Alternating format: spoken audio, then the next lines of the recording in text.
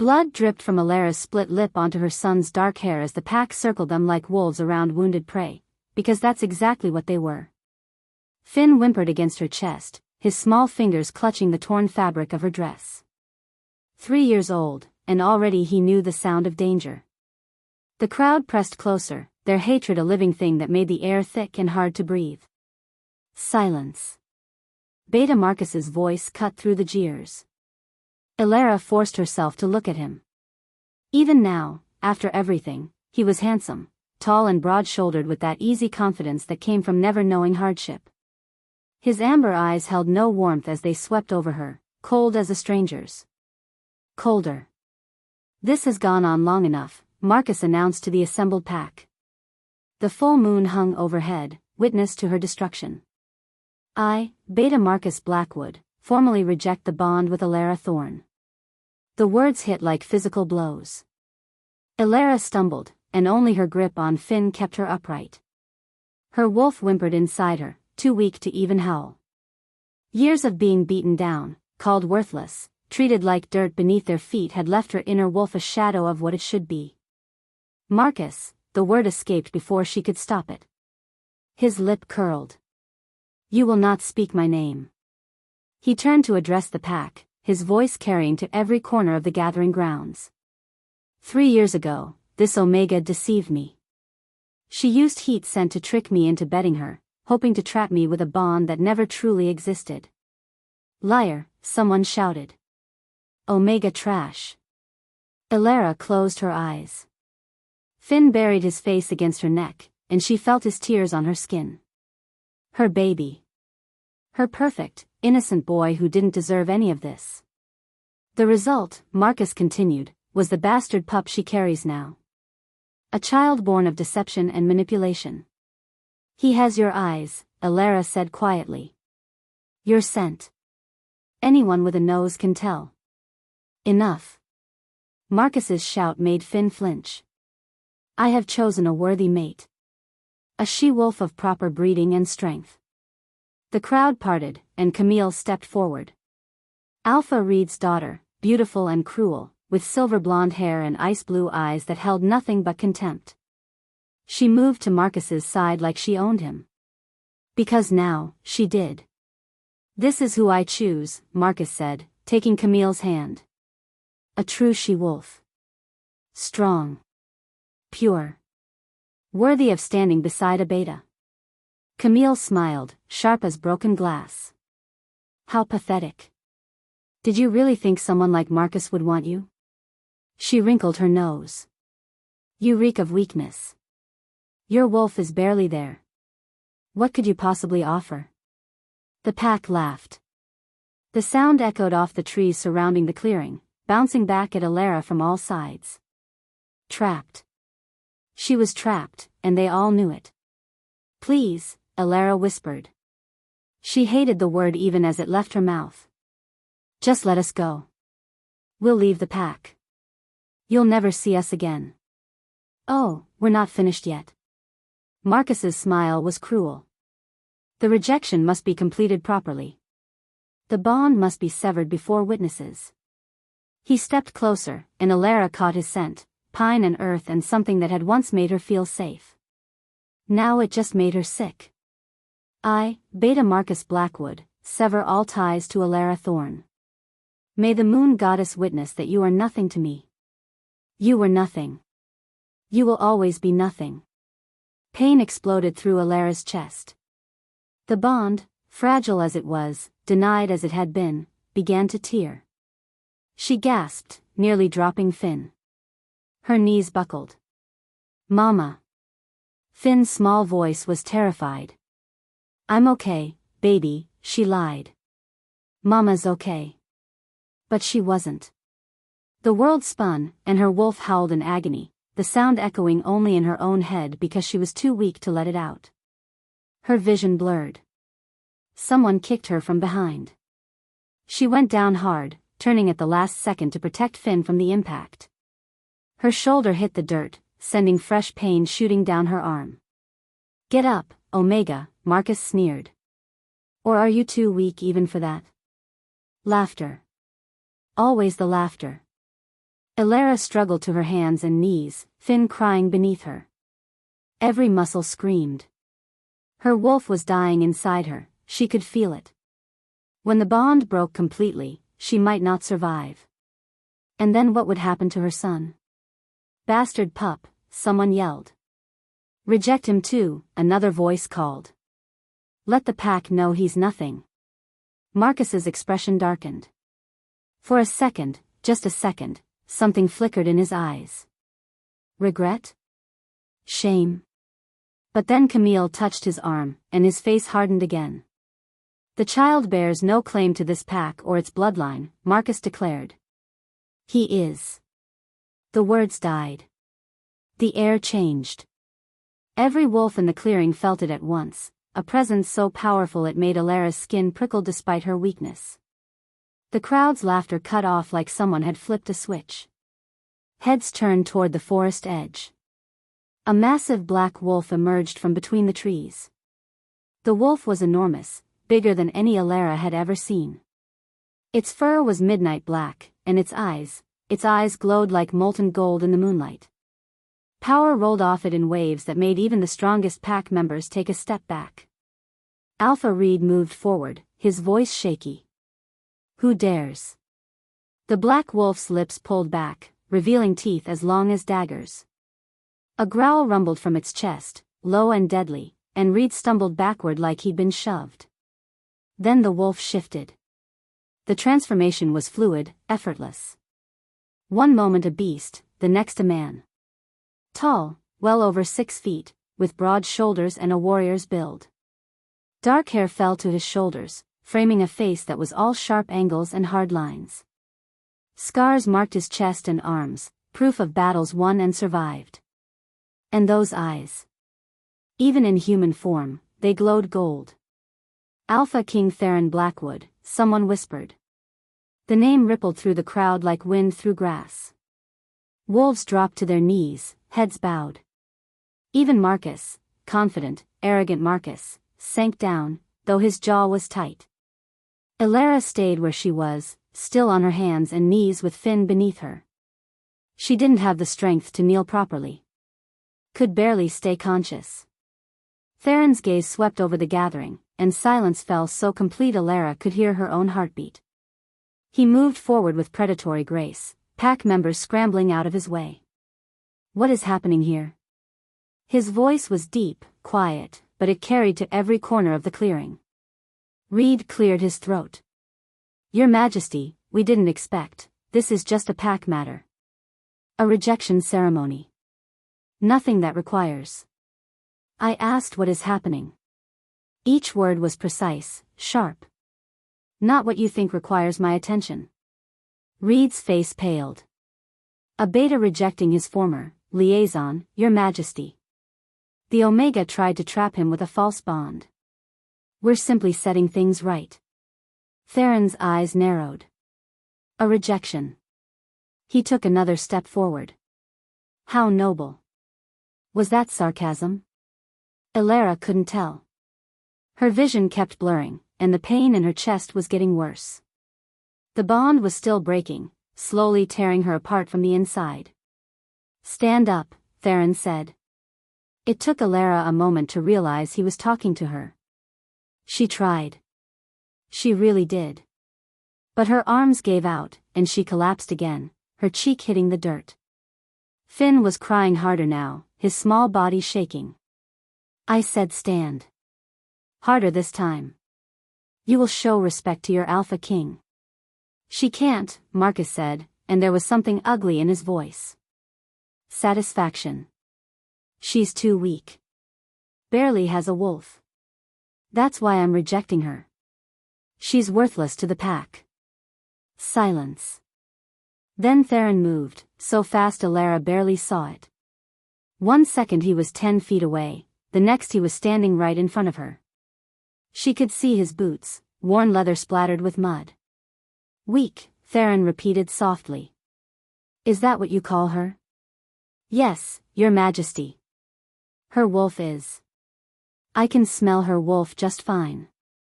Theron crouched down, and Elara forced herself to look up. Big mistake. His eyes met hers, and the world stopped. Heat flooded through Alara, so sudden and intense it stole her breath. Not painful like the bond breaking with Marcus. This was different. This was. Theron's pupils dilated, those gold eyes going wide. His nostrils flared, and she watched his hands curl into fists against his thighs. Every muscle in his body went rigid. No, he breathed. But Alara felt it too, even through her weakness. A pull. A connection clicking into place like a key turning in a lock. Her wolf stirred for the first time in years, lifting its head, reaching toward him. Mate. The word whispered through her mind, her wolf's voice barely audible but certain. No. No, this couldn't be happening. Not now. Not like this. Theron stood abruptly, his jaw clenched so tight Alara heard his teeth grind. He stared down at her, at Finn still clutched in her arms, and something fierce and possessive flashed across his face. Your Majesty. Reed's voice was uncertain. Is something wrong? Theron didn't answer. His chest rose and fell with deep breaths, like he was fighting for control. His hands flexed at his sides. When he finally spoke, his voice was rough. This ceremony is over. But Your Majesty, the bond hasn't been fully. I said it's over. Theron's words cracked like a whip. The rejection is denied. Gasps rippled through the crowd. Marcus shot to his feet. You can't. I am your Alpha King. Theron's power pressed down on them all, forcing weaker wolves back to their knees. I can do whatever I want. And I'm telling you this rejection is denied. Camille made a small sound of protest. Reed looked like he might faint. But Marcus's face twisted with rage. She's nothing. A weak Omega who? Choose your next words very carefully, Beta. Theron's eyes flashed gold again. Because if you insult her one more time, I will rip out your throat. The threat hung in the air, deadly serious. Alara's vision was fading. The pain in her chest was unbearable now, and she couldn't feel her legs. She tried to hold on to Finn, but her arms were going numb. Mama? Finn's voice sounded far away. Mama, wake up. She was going to pass out. She knew it. Could feel the darkness creeping in at the edges. The last thing she saw was Theron turning toward her, his expression unreadable, as her world went black. Chapter 2. Alara woke to warmth.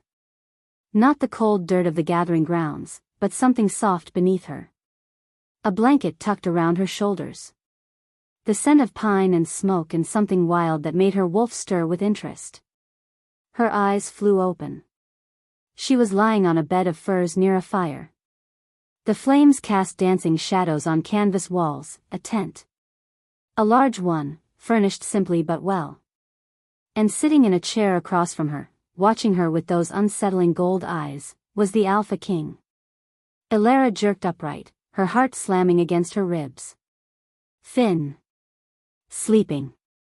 Theron nodded toward the corner. Her son was curled up on another pile of furs, his small chest rising and falling peacefully. Someone had cleaned his face and given him a blanket. He looked safe. Comfortable. The relief nearly knocked her flat again. What happened? Alara's voice came out rough. How long was I? An hour. Maybe less. Theron leaned forward, his elbows on his knees. You passed out. The bond breaking was killing you. Marcus is alive. Barely. Something dark crossed Theron's face. We need to talk. Alara pulled the blanket tighter around herself. Her dress was torn, filthy with dirt and blood. She probably looked like hell. And here she was, alone in a tent with the most powerful wolf in the territory. Her wolf should be terrified. Instead, it was practically purring. I don't understand, she said carefully. Why did you stop the ceremony? Theron stood, and Alara had to fight the urge to scramble backward. He was tall, intimidating in a way Marcus had never been. This was a man who'd fought wars, led armies, killed enemies without blinking. Power radiated from him like heat from the fire. But he didn't come closer. Just stood there, his jaw tight, his hands flexing at his sides like he was restraining himself. "You felt it," he said finally. "Don't pretend you didn't." "I don't know what you're talking about." "Liar." The word was soft but certain. "When our eyes met. You felt the bond snap into place just like I did." Elara's heart stuttered. "That's not possible. I already have a mate." "Had a mate?" "Marcus was. Not your true mate." Theron's voice was flat. "The bond you had with him was forced. Incomplete. A shadow of what a real mate bond should be. You don't know that." "I know exactly that." He took a step closer, and Elara pressed back against the furs. "Because what I felt when I looked at you? That's real. That's the moon goddess herself putting two wolves together. And you felt it too." She had. God help her, she had. Even through the pain and fear and exhaustion, she'd felt something click into place when their eyes met. Something that made her wolf wake up for the first time in years. But that didn't mean she trusted it. "I need to leave," Elara said. "Take Finn and go. We'll head west, find a human town." "No." "Excuse me?" Theron's eyes flashed gold. "You're not going anywhere. You're my mate, which makes you mine. Under pack law, under the moon goddess's law, you belong with me." Fear spiked through her. "I don't belong to anyone." Poor choice of words. Theron rubbed a hand over his face, and for a second he looked tired. "I meant, you're meant to be with me. We're bonded. Or we will be, once you accept it." "I'm not accepting anything." Elara forced herself to stand, even though her legs shook. "I've had enough of powerful wolves deciding what I'm meant for. I'm leaving, and you can't stop me." "Actually, I can." He said it so calmly it made her skin crawl. "I'm the Alpha King. If I say you stay, you stay. Then you're no different than Marcus." The words hit like a slap. Theron's expression darkened, and the temperature in the tent seemed to drop. When he spoke, his voice was deadly quiet. "Don't ever compare me to that piece of shit again." "Why not?" Elara's fear was giving way to anger now. "You're both alphas. Both used to getting what you want. Both think you can claim a she-wolf Anne." "I would never," Theron growled, "treat my mate the way he treated you. Never humiliate her. Never let anyone insult her. Never allow her child to be called a bastard by wolves too stupid to see he carries beta blood." Elara blinked. "You can tell?" "Of course I can tell. The boy reeks of Marcus's bloodline. Anyone with half a nose could smell it." Theron's fists clenched. "Which means Marcus knew. He knew Finn was his, and he rejected him anyway." The truth of it settled into Elara's bones. She'd always suspected, but hearing it confirmed made her feel sick. "It doesn't matter now," she whispered. "We're leaving. Tonight. As soon as Finn wakes up." "You can't." Theron moved to block the tent entrance. "The pack won't let you go. Alpha Gabriel won't allow it. Then I'll fight my way out." "With what wolf?" The question was brutal but fair. "You're barely standing. Your wolf is half dead from years of abuse. You wouldn't make it a mile before they caught you." Elara hated that he was right. Hated the weakness in her own body, the way her wolf couldn't even surface enough to defend them. But she lifted her chin anyway. "Then I'll die trying." Something shifted in Theron's expression. Respect, maybe. Or admiration. "You're brave. I'll give you that. I'm desperate." "Same thing, sometimes." He studied her for a long moment. "What if I told you there was another way?" "I'm listening." "I claim you publicly. Before the pack." Declare you my true mate and take you under my protection. Theron's voice was steady, certain. Gabriel can't refuse an Alpha King's claim. Pack law is absolute on this. And what do you get out of it? Elara asked suspiciously. Why would you want a broken Omega and her bastard son? Don't call him that. The command in Theron's voice made her jump. And you're not broken. You're surviving. That's not an answer. No, it's not. Theron stepped closer, and this time Elara held her ground. The truth? I get my mate. The one the moon goddess chose for me. The one I've been waiting centuries to find. Centuries? Elara's eyes widened. How old are you? Old enough to know a gift when I see one.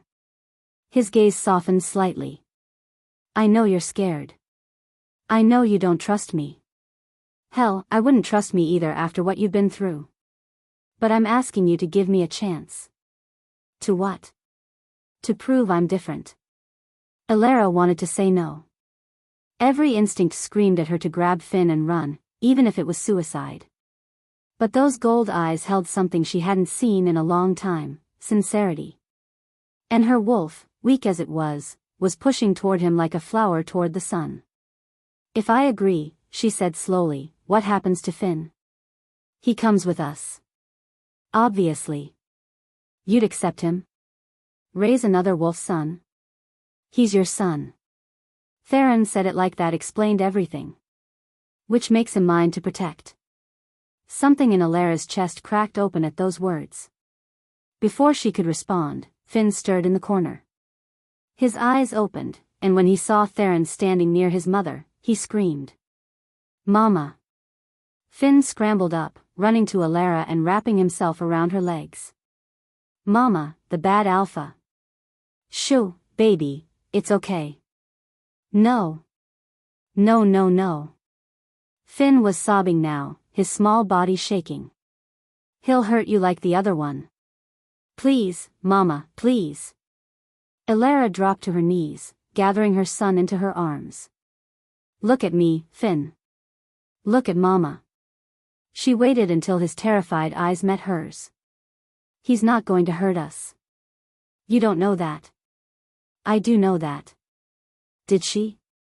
God, she hoped so. He's different. Finn buried his face in her neck, and Elara looked up to find Theron standing frozen, his expression absolutely devastated. He was staring at Finn like the child had driven a knife into his heart. He's afraid of me, Theron said quietly. He's afraid of all alphas. Elara rubbed Finn's back, feeling his tears soak through her dress.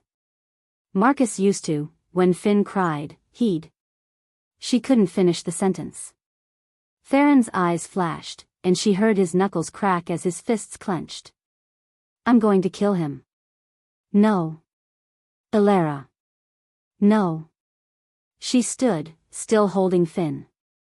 If you want me to trust you, you don't start by killing people. He doesn't deserve to live. Maybe not. But Finn doesn't deserve to watch more violence. Elara met his eyes steadily. If you claim us, if you take us under your protection, then you have to promise me, no more bloodshed. Not in front of my son. Theron looked like he wanted to argue. His whole body was rigid with barely controlled fury. But finally, he nodded. Fine. But we're leaving. Now. Before I change my mind and rip Marcus's throat out anyway. Leaving to where? The gathering grounds. I need to make the claim official. Elara's stomach dropped. You want to go back there? I need to. Theron's voice was firm. The claim has to be witnessed. Has to be accepted by your Pax Alpha. Otherwise Gabriel could come after you later, say I stole you. What if I don't want to go? Then we're at an impasse. He tilted his head. Because I'm not letting you leave without my protection, and I can't give you that protection unless the claim is recognized. Elara's arms tightened around Finn. She was trapped. Again. Caught between a rock and a hard place, with a terrified child depending on her to make the right choice.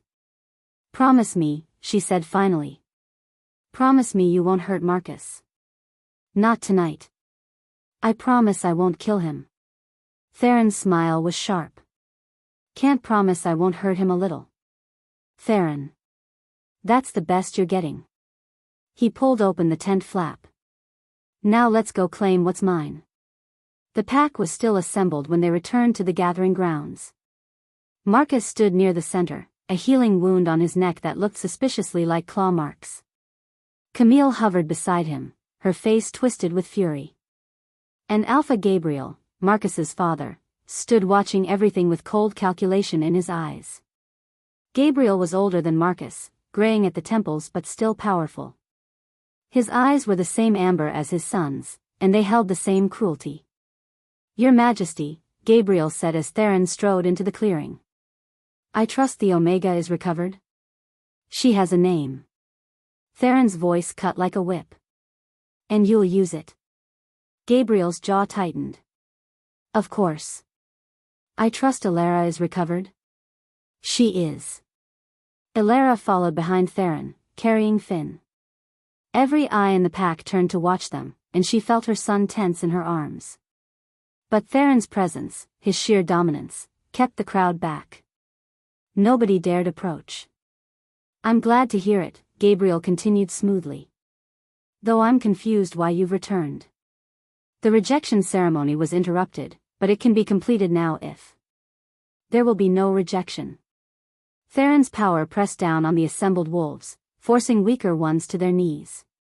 Even Gabriel swayed slightly. Because Elara Thorn is my true mate. Chosen by the moon goddess. Claimed by me. The clearing erupted. Wolves shouted in disbelief, in anger, in shock. Marcus surged forward, his face purple with rage. That's impossible. She's mine. She was never yours. Theron's words were cold as winter. You had a forced bond at best. A mistake at worst. But she's my true mate, and I'm claiming her before this pack and the moon goddess. No. Camille's shriek was like nails on glass. Daddy, do something. He can't just. Silence, Camille. Gabriel's voice was sharp. He studied Theron carefully, his eyes calculating. These are serious claims, Your Majesty. To declare a true mate bond, that's sacred. Are you certain? Absolutely certain. And the Omega, Elara, does she accept this bond? All eyes turned to her. Elara felt the weight of their stares, the judgment, the disbelief. Her arms tightened around Finn. This was it. The moment that would decide everything. Her voice came out too quiet. She tried again. I accept. The lie felt like ash on her tongue. But what choice did she have? Stay here and watch Marcus complete his rejection, leaving her and Finn with nothing? Or take a chance on the Alpha King who looked at her son with compassion instead of contempt? You heard her. Theron's voice rang with authority. The bond is accepted. The claim is made.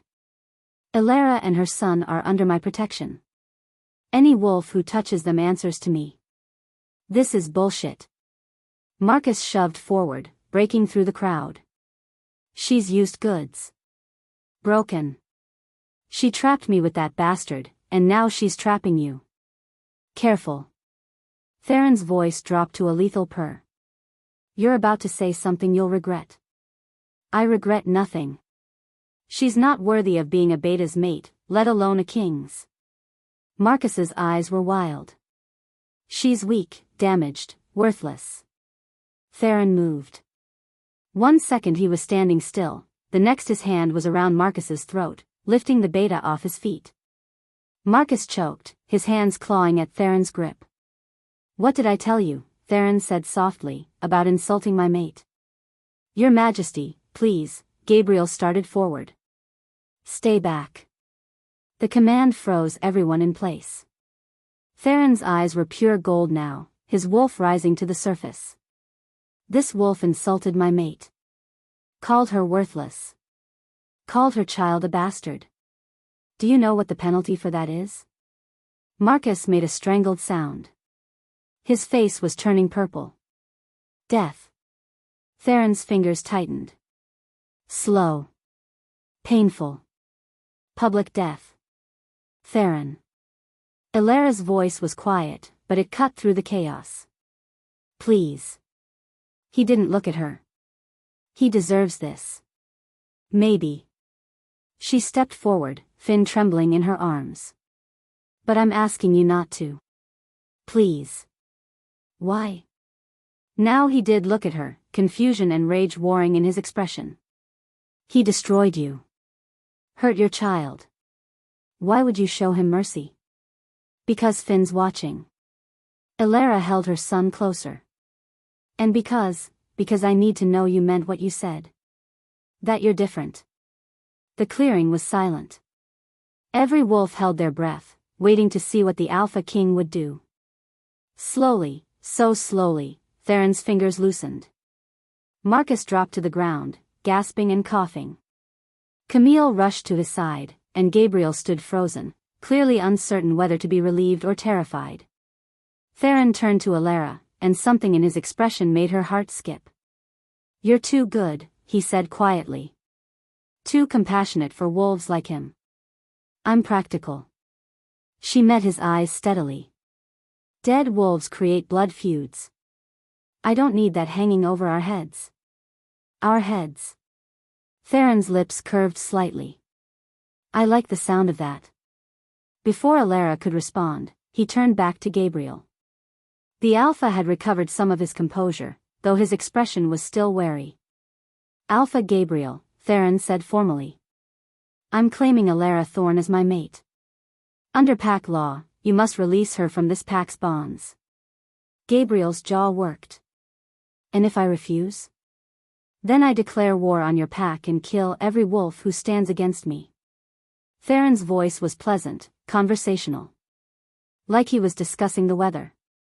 Starting with your son. Marcus made a sound of protest, but Camille clamped a hand over his mouth. Of course, Gabriel said quickly, there's no need for such extremes. If Illyra is truly your mate, then naturally I release her. He paused. Though I must say, Your Majesty, taking on another wolf's child is quite the burden. Are you certain? The boy is mine. Theron's voice was absolute. Any wolf who questions that questions me. Any wolf who harms him dies. Are we clear? Crystal clear, Your Majesty. Good. Theron held out his hand to Illyra. Then we're leaving. Illyra stared at his hand. This was it, the point of no return. Once she took it, once she left with him, everything would change. She'd be bound to the Alpha King, her life and her son's life in his hands. But what was the alternative? Stay here, rejected and broken, watching Finn grow up as an outcast? She took his hand. His fingers closed around hers, warm and strong. Power zinged through the contact, making her wolf stir again. Theron pulled her closer, tucking her against his side in a possessive gesture that should have frightened her. Instead, for the first time in years, Illyra felt safe. Let's go home, Theron said. As they walked away from the pack, Illyra heard the whispers start. Heard Camille's furious voice, Marcus's protests, Gabriel's calculating silence. But Theron's presence kept them all at bay. Finn had stopped crying, but he was rigid in her arms, his eyes locked on Theron with fear and suspicion. When they reached the edge of the clearing, he finally spoke. Are you going to hurt my mama? Theron stopped. Turned to look at the small boy with those gold eyes that seemed to see everything. Never, he said simply. I'd die first. Promise? I promise. Finn studied him for a long moment. Then, so quietly Illyra almost missed it, okay. It wasn't trust. Not yet. But it was a start. As they disappeared into the forest, Illyra looked back one last time at the pack that had been her prison for 3 years. Marcus stood in the center of the clearing, his hand at his throat, his face twisted with fury. Camille clutched his arm. And Gabriel watched them go with eyes that promised this wasn't over. A chill ran down Alara's spine. "What is it?" Theron asked. "Gabriel." She kept her voice low. "He's planning something. Let him plan." Theron's hand tightened on hers. "He can't touch you now. You're under my protection. And if that's not enough, then I'll burn his pack to the ground." He said it so casually, like it was a simple fact. "You're mine now, Alara. Mine to protect. Mine to cherish. And I keep what's mine." The words should have terrified her. Instead, her wolf purred in contentment. Maybe, just maybe, she'd made the right choice. But as they walked deeper into the forest, heading toward whatever future waited in the Alpha King's territory, Alara couldn't shake the feeling that this was only the beginning. That the real challenges lay ahead. And that Gabriel's scheming eyes would haunt them for a long time to come. Chapter 3. The Royal Pack territory was nothing like Alara expected. She'd imagined something cold and imposing, stone walls and guards at every corner. Instead, Theron's land was a sprawling estate nestled in the mountains, with forests so thick the sunlight barely touched the ground. The main house was built from timber and stone, warm and lived in, with smoke curling from multiple chimneys. It looked like a home. "This way," Theron said, guiding her up the front steps. Finn had fallen asleep during the 2-hour drive, his small body finally giving in to exhaustion. Alara carried him, feeling every muscle ache from the night's events. The front door opened before they reached it. A tall man stepped out, broad-shouldered, with sandy hair and sharp green eyes that missed nothing. He wore jeans and a simple shirt, but power radiated from him. "Beta power. Your Majesty." His voice was respectful but familiar. "You're back early. Change of plans, Logan." Theron gestured to Alara. "This is Alara Thorne. My mate. And her son, Finn." Logan's eyebrows shot up. "Your mate? Since when?" "Since tonight." "That's fast. The moon goddess doesn't wait for convenient timing." Theron's hand settled on the small of Alara's back, a possessive gesture that made her wolf hum with pleasure. "She needs a room. Something comfortable. And the boy needs. I'm not leaving him." Alara's voice was firm. "Wherever I sleep, Finn sleeps." Logan studied her for a moment, then nodded. "Fair enough. I'll prepare the East Wing suite. It's got a bedroom and a connected sitting room. The couch converts to a bed for the little one." "Thank you," Alara said quietly. "Don't thank me yet." Logan's smile was wry. "You haven't met the pack." He disappeared inside, and Theron led Alara through the entrance. The interior was just as warm as the exterior, hardwood floors, comfortable furniture, tapestries on the walls depicting wolf hunts and moon ceremonies. It felt lived in. Loved. Nothing like the cold, sterile pack house she'd left behind. "This is beautiful," Alara murmured. "It's home." Theron's voice was soft. "You're home now, too." Before she could respond, Logan reappeared. "Suite's ready. But Theron, we need to talk. Privately." Something in his tone made Alara's skin prickle. Theron must have heard it too, because his jaw tightened. "Can it wait?" "No." Logan's eyes flicked to Finn, then back to Theron. "It's about the boy." Alara's arms tightened around her son. "What about him?" "Logan," Theron's voice held a warning. "She needs to hear this." "You both do." Logan gestured down the hallway. "There's a study. Third door on the right. I'll meet you there in 5 minutes." He left before either of them could argue. Theron was silent for a moment, then sighed. "Come on. Let's get Finn settled first." The East Wing suite was spacious and comfortable, with a large bed piled with quilts and a sitting area with a fireplace. Logan had been true to his word. The couch looked like it would convert easily into a child-sized bed. Elara laid Finn down on the couch, tucking a blanket around him. He stirred but didn't wake, his small face peaceful in sleep. Her heart ached looking at him.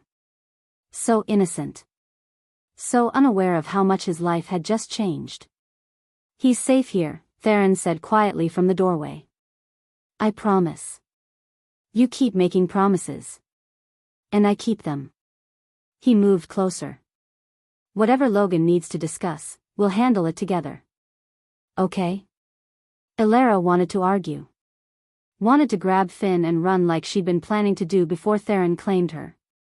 But exhaustion was pulling at her, and her wolf was strangely content in the Alpha King's presence. "Okay," she whispered. The study was exactly what Elara expected, floor-to-ceiling bookshelves, a massive desk, leather chairs arranged around a fireplace. Logan was already there, and he wasn't alone. A woman stood beside him, middle-aged with kind eyes and graying hair pulled into a bun. "This is Dr. Sarah Chen," Logan said. "Our pack physician." Alarm bells went off in Elara's head. "Why do we need a doctor?" "Finn's fine. He's just sleeping." "He's fine," Dr. Chen said quickly, her voice soothing. "This isn't about his health." "Not exactly." "Then what is it about?" Theron's voice was dangerously quiet. Logan and Dr. Chen exchanged glances. Finally, Logan spoke. "When you brought them here, I caught the boy's scent. Something about it was off." "Off how?" Elara demanded. "Royal." The word dropped like a stone. "The boy carries Alpha King bloodline markers." Silence fell over the room. Elara felt the blood drain from her face. "That's impossible." "I thought so too," Logan said. "So I asked Dr. Chen to run tests. Just to be sure." "Tests?" Elara's voice rose. "You tested my son without my permission?" "Just sent analysis," Dr. Chen said quickly. "Non-invasive. He was sleeping in the car, and I took samples from his blanket and clothing." She pulled out a folder, laying several papers on the desk. "The results are conclusive. Finn carries markers that can only come from the Blackwood royal line." "No." Elara shook her head. "No, that's not possible. Marcus is his father. I've only ever been with Marcus." "Marcus is a Blackwood," Theron said slowly. "He's my nephew. Distant, but still blood. Not distant enough." Dr. Chen pointed to the test results. "These markers are too strong. They indicate a direct line to the Alpha King bloodline. Not a cousin or nephew." She looked at Theron. "Your Majesty, these markers match yours. Almost perfectly." The room tilted. Elara gripped the edge of the desk to keep from falling. "That's impossible," she whispered. We've never. Haven't we?" Theron's voice was strange. Distant. When Elara looked at him, his face had gone pale. "What do you mean?" she asked. "What month was Finn born?" "December. December 15th. The date was burned into her memory. "Why does that?" "4 years ago." Theron's voice was barely audible. "He'd have been conceived in March. Early March." "Yes, but..." "The Moon Festival." The words seemed dragged from him. "Were you at the Moon Festival 4 years ago?" Elara's heart stopped. The Moon Festival. She'd almost forgotten. It had been the one night she'd escaped the pack house, slipped away from the constant judgment and whispers. The one night she'd let herself pretend she was someone else. "I was there," she whispered. "So was I. 4 years ago." The Moon Festival was pure magic. Elara had never seen anything like it. Thousands of wolves gathered in the sacred clearing, dancing and drinking and celebrating under the full moon. Everyone wore masks, elaborate creations of feathers and jewels and paint. The anonymity was intoxicating.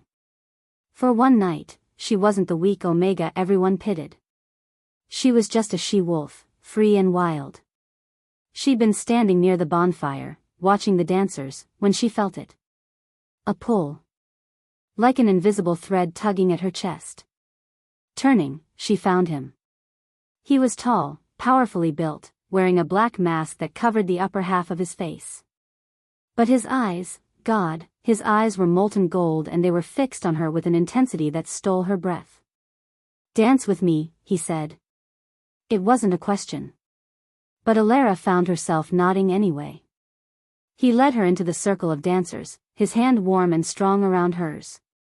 The music was primal, all drums and howling, and they moved together like they'd been doing this for years.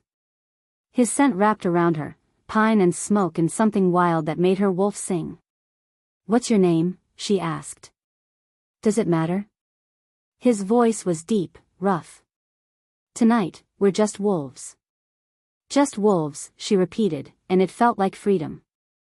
They danced for hours. Talked about everything and nothing. He told her about feeling trapped by duty, by expectations. She told him about feeling invisible, forgotten. Neither gave real names or pack affiliations. It was perfect. When he kissed her, Alara felt the world shift.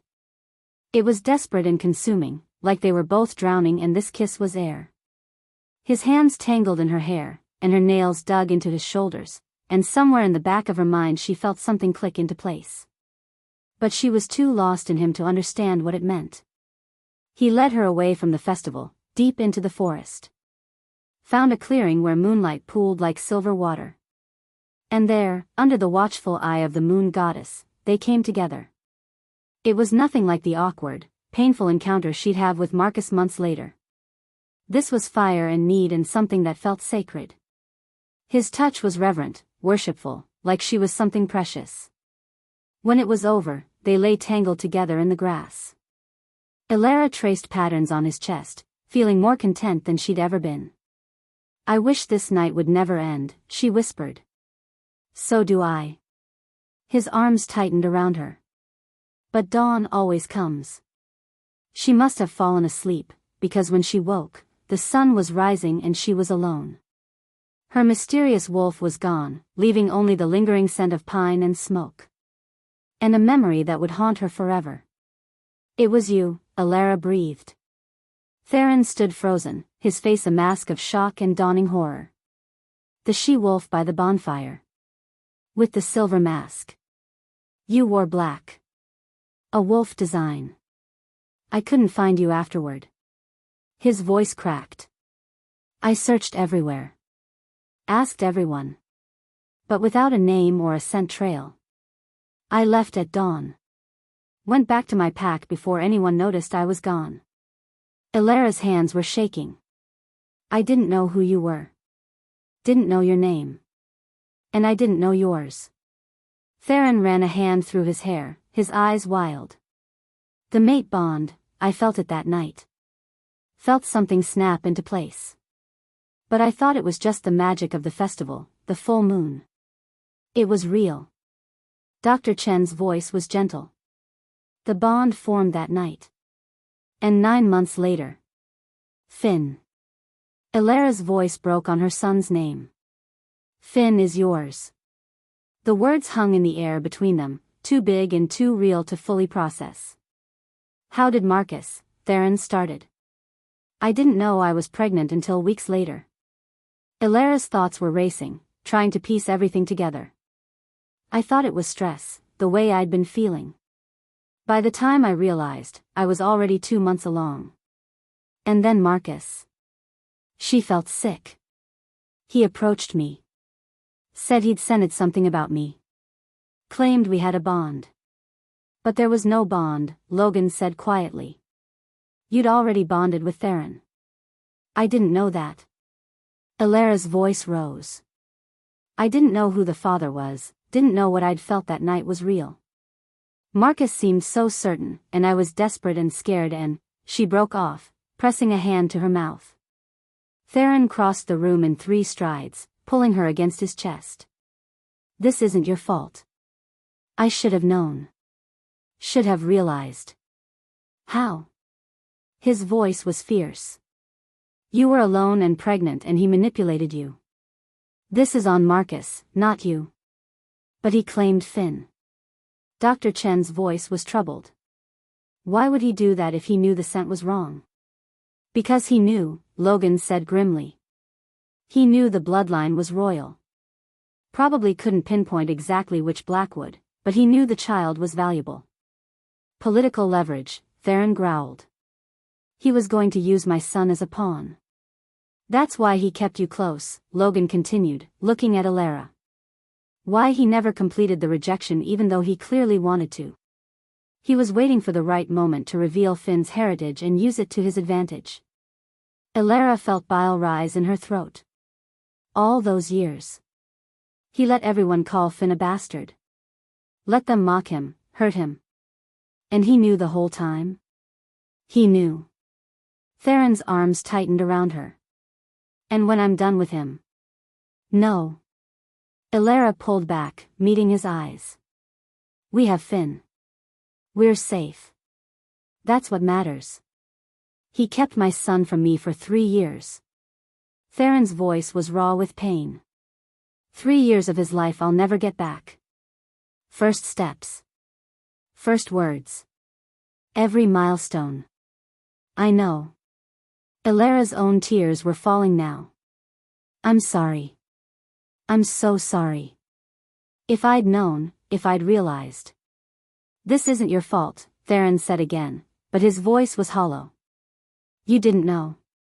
Neither of us knew. He turned away, his shoulders rigid. Alara could see the tension in every line of his body, the way his hands clenched and unclenched at his sides. Your Majesty, Dr. Chen said softly. If you'd like, we can run a full DNA comparison. Confirm the results absolutely. Do it.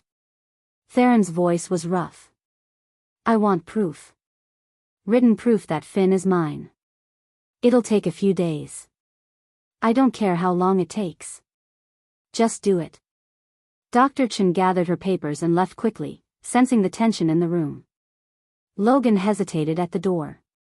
Theron, he said quietly. For what it's worth, the boy's better off with you than he ever would have been with Marcus. 3 years, Logan. Theron's voice cracked. I missed 3 years. Then don't miss any more. Logan's voice was firm. You've got him now. Make it count. He left, closing the door behind him. Silence filled the study. Alara stood frozen, unsure what to say or do. How did you comfort a man who just discovered he had a son he never knew existed? I used to imagine, Theron said finally, his back still to her, what it would be like when I found my mate. The moon goddess would bring us together, and we'd have a family. Children. A future. Theron. I never imagined it like this. He turned, and the devastation in his eyes nearly broke her. That I'd already have a son. That I'd missed everything. That the she-wolf I'd been searching for all these years was right there, being destroyed by my own nephew, and I didn't know. You couldn't have known. I should have looked harder. Should have searched every pack, every territory. Stop. Alara crossed to him, placing her hands on his chest. This isn't your fault either. We were both victims of circumstance. Of Marcus's manipulation.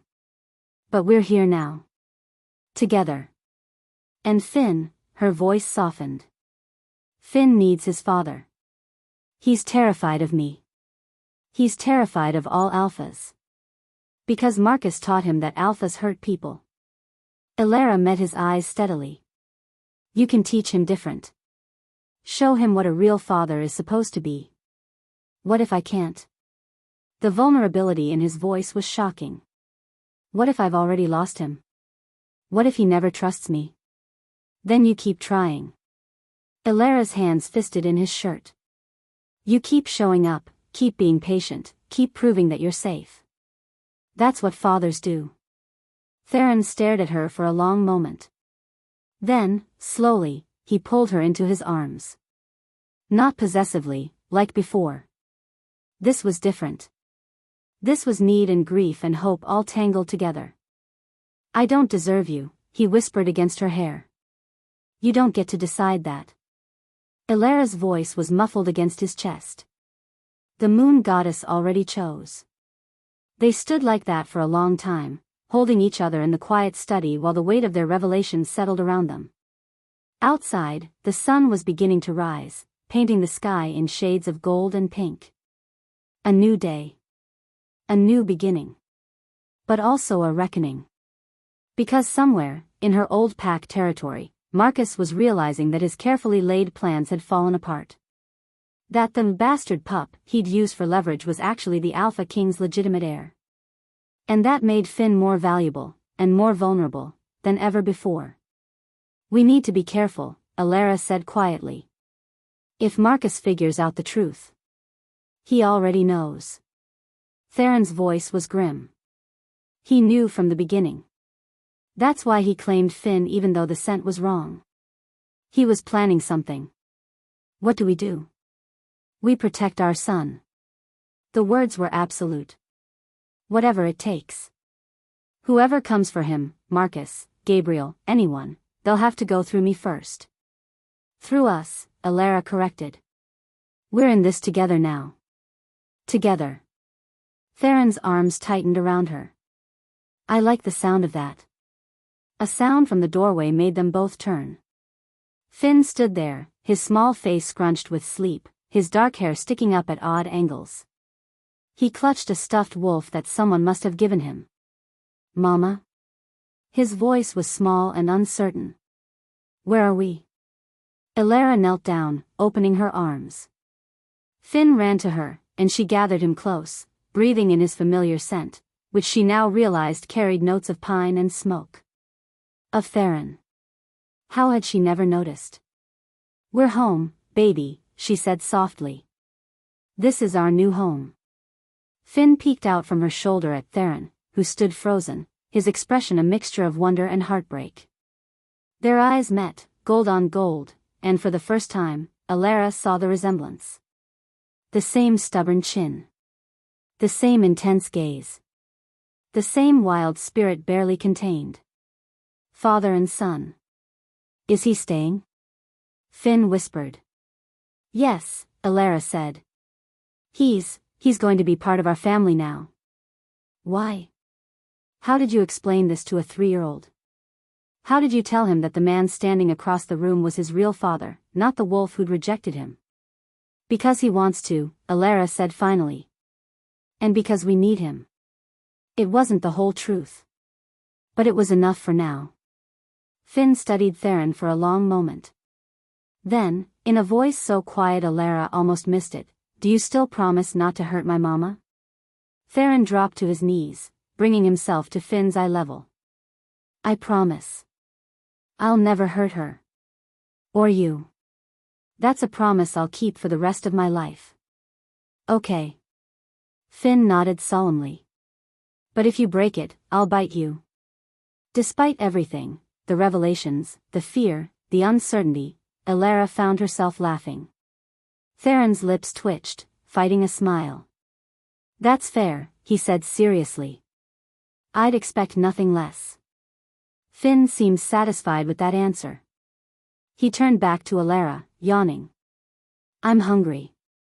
Then let's get you breakfast. She stood, lifting him onto her hip. Come on. Let's see what we can find.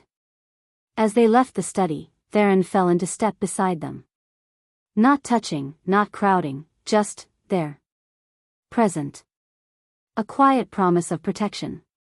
And somewhere in Elara's chest, where the mate bond thrummed like a living thing, she felt hope. Maybe they could make this work. Maybe they could be a family. But first, they'd have to survive whatever storm was coming. Because Marcus wouldn't let this go. Gabriel wouldn't accept defeat so easily. And somewhere out there, threats were gathering that they didn't even know about yet. The game had changed. The stakes were higher. And Finn, innocent, precious Finn, was at the center of it all. The Alpha King's true heir. And everyone would want a piece of him. Chapter 4.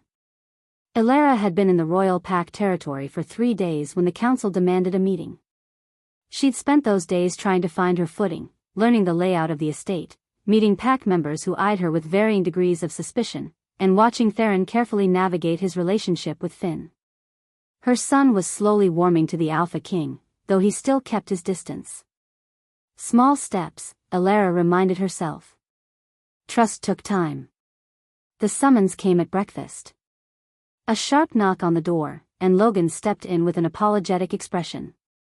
Council wants to see you both, he said. Now. Theron's jaw tightened. I told them to wait. They're not waiting anymore. Logan's voice was grim. Elder Margot is leading the charge. She's brought half the noble families with her. Of course she has. Theron stood, his chair scraping against the floor. Stay with Finn. I'm coming with you, Elara said. Elara. If they want to talk about me, I'm going to be there. She met his eyes steadily. I'm not hiding. Something shifted in Theron's expression. Pride, maybe. He nodded. Logan, have someone watch Finn. Already arranged. Sarah's daughter is excellent with children. 20 minutes later, Elara found herself standing in a grand hall filled with wolves who looked at her like she was dirt on their shoes. The council sat in a semicircle, 12 elder wolves, their faces lined with age and authority. Behind them stood representatives from the noble families, all dressed in fine clothes that made Elara acutely aware of her simple dress. At the center sat Elder Margot, a silver-haired she-wolf with eyes like chips of ice. Your Majesty, Margot said, her voice cold and formal. Thank you for joining us. I don't recall this being a request, Theron replied. His power filled the room, making weaker wolves shift uncomfortably. What's this about? Your mate. Margot's gaze slid to Elara. Or rather, your supposed mate. There's nothing supposed about it. Elara is my true mate. The bond is genuine. So you claim. Margot stood, her hands clasped in front of her. But the position of Luna Queen is not simply about being bedded by the Alpha King. It requires strength. Leadership. Breeding worthy of the crown. Elara felt heat flood her cheeks. Excuse me? You were introduced as an Omega, Margot continued, her tone cutting. The lowest rank in pack hierarchy. Weak. Submissive. Hardly qualities befitting a queen. Elara's rank doesn't define her worth, Theron growled. Perhaps not to you. But to this pack? To the kingdom? Margot gestured to the assembled nobles. We have standards, Your Majesty. And this she-wolf does not meet them. Murmurs of agreement rippled through the crowd. Elara's hands clenched at her sides. She'd known this was coming, the judgment, the condescension, but it still stung. What are you proposing? Theron's voice was dangerously quiet. The Luna trials. Margot's smile was sharp. Ancient tradition. Any she-wolf who wishes to claim the title of Luna Queen must prove herself worthy through a series of tests. Combat. Strategy. Knowledge of pack law. Leadership. Elara doesn't need to prove anything. With respect, Your Majesty, she does. An older male wolf stepped forward, his gray beard neatly trimmed. The pack needs confidence in their Luna. Without the trials, there will always be doubt. Elder Marcus is right, Margot added. Unless you wish to rule over a divided kingdom? Theron looked ready to tear them all apart. His eyes had gone fully gold, and his power pressed down on the room like a physical weight. But before he could speak, Elara stepped forward. I'll do it. Every head turned toward her. Elara, no, Theron started. I'll do the trials, she said firmly. If that's what it takes to prove I belong here, I'll do it. Margot's eyebrows rose. You accept the challenge? I do. Even knowing you could fail? That failure means exile from the royal pack. Elara's heart stuttered, but she kept her chin high. I won't fail. Confident words from an Omega. Margot's smile was cold. Very well. The trials begin tomorrow at dawn. The council began to disperse, but before Alara could leave, the main doors burst open. Two figures strode in, and Alara's blood ran cold. Marcus and Camille. Wait. Camille's voice rang out, clear and commanding. I wish to invoke Challenger's right. The room went silent. Theron turned slowly, his expression murderous. What did you just say? Camille walked forward with the confidence of someone who'd never known defeat.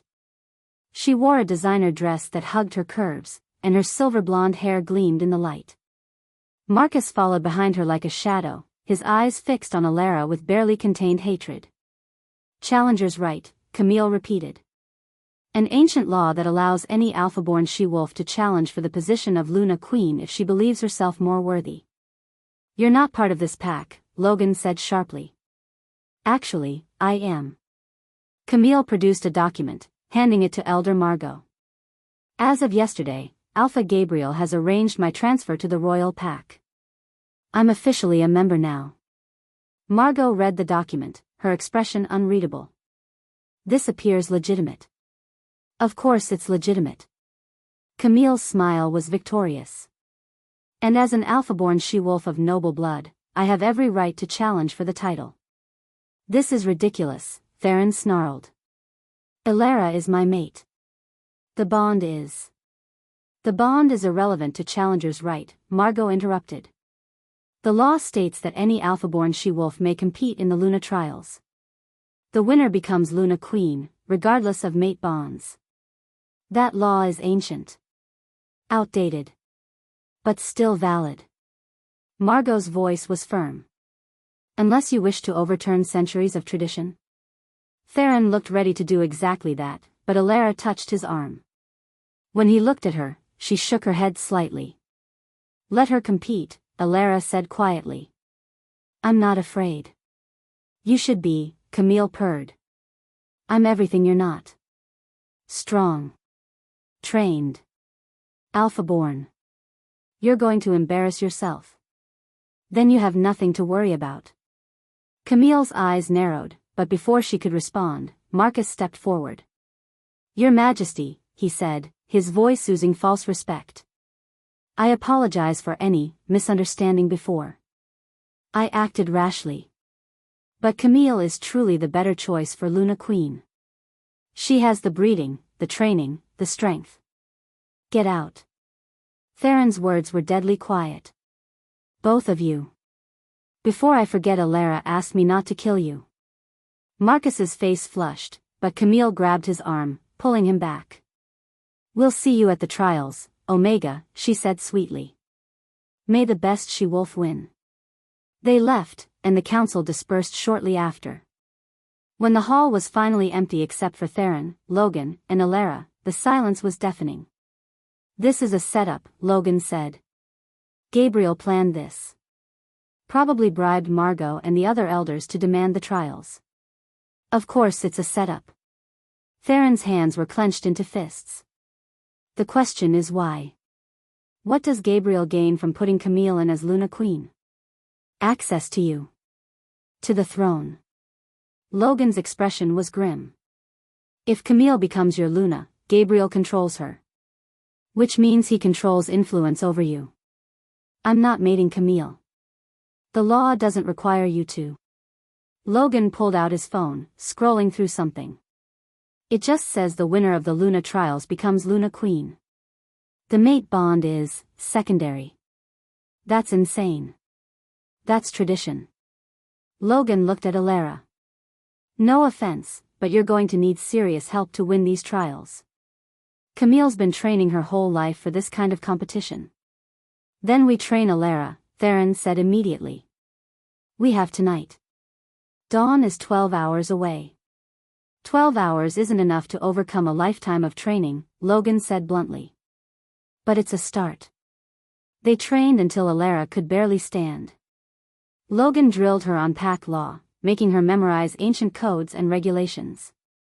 Theron worked on combat strategy, though they both knew she couldn't match Camille's physical strength. Dr. Chen even appeared with a stack of books on wolf history and healing practices. Leadership and knowledge, she explained. Those are the trials you can win. What about combat? Elara asked, though she already knew the answer. You'll have to survive it, Theron said grimly. That's all. Just survive. By the time Finn woke from his nap, Elara's head was spinning with information and her body ached from practice sparring. She found him in the nursery with a young she-wolf named Anna, who looked barely 18. Mama. Finn ran to her, and Elara swept him up despite her exhausted muscles. Anna taught me how to draw wolves. Did she? Elara smiled at the girl, who blushed and ducked her head. That's wonderful, baby. Are you okay? Finn's small hands cupped her face. You look tired. Just a busy day. She kissed his forehead. But I'm fine.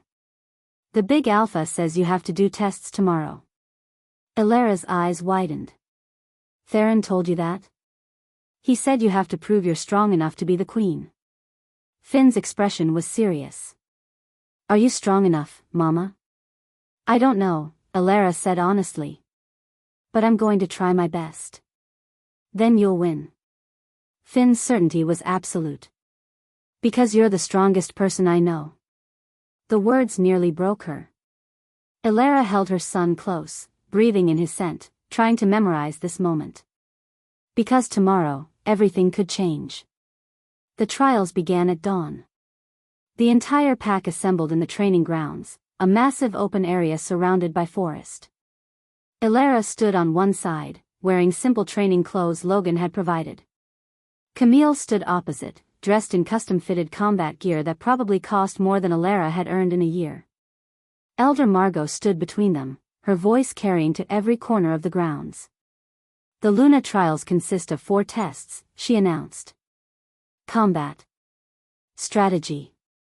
Pack law knowledge. And leadership. Each trial is judged by the council. The she-wolf with the most points becomes Luna Queen. And if there's a tie? Camille asked. Then the Alpha King chooses. Margot's smile was cold. But there won't be a tie. The first trial was pack law knowledge. They were each given a series of scenarios and had to cite the correct law and punishment. Elara's night of studying paid off. She answered every question correctly, her voice steady despite her nerves. Camille matched her point for point. Tied on the first trial, Margot announced. Moving to strategy. The strategy test involved a simulated pack crisis, a rogue attack on the border. They had to deploy limited resources, protect the vulnerable, and neutralize the threat.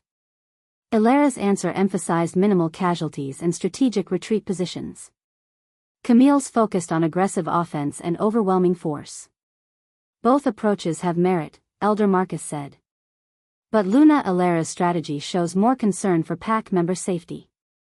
She wins this trial. Camille's face flushed with anger, but she said nothing.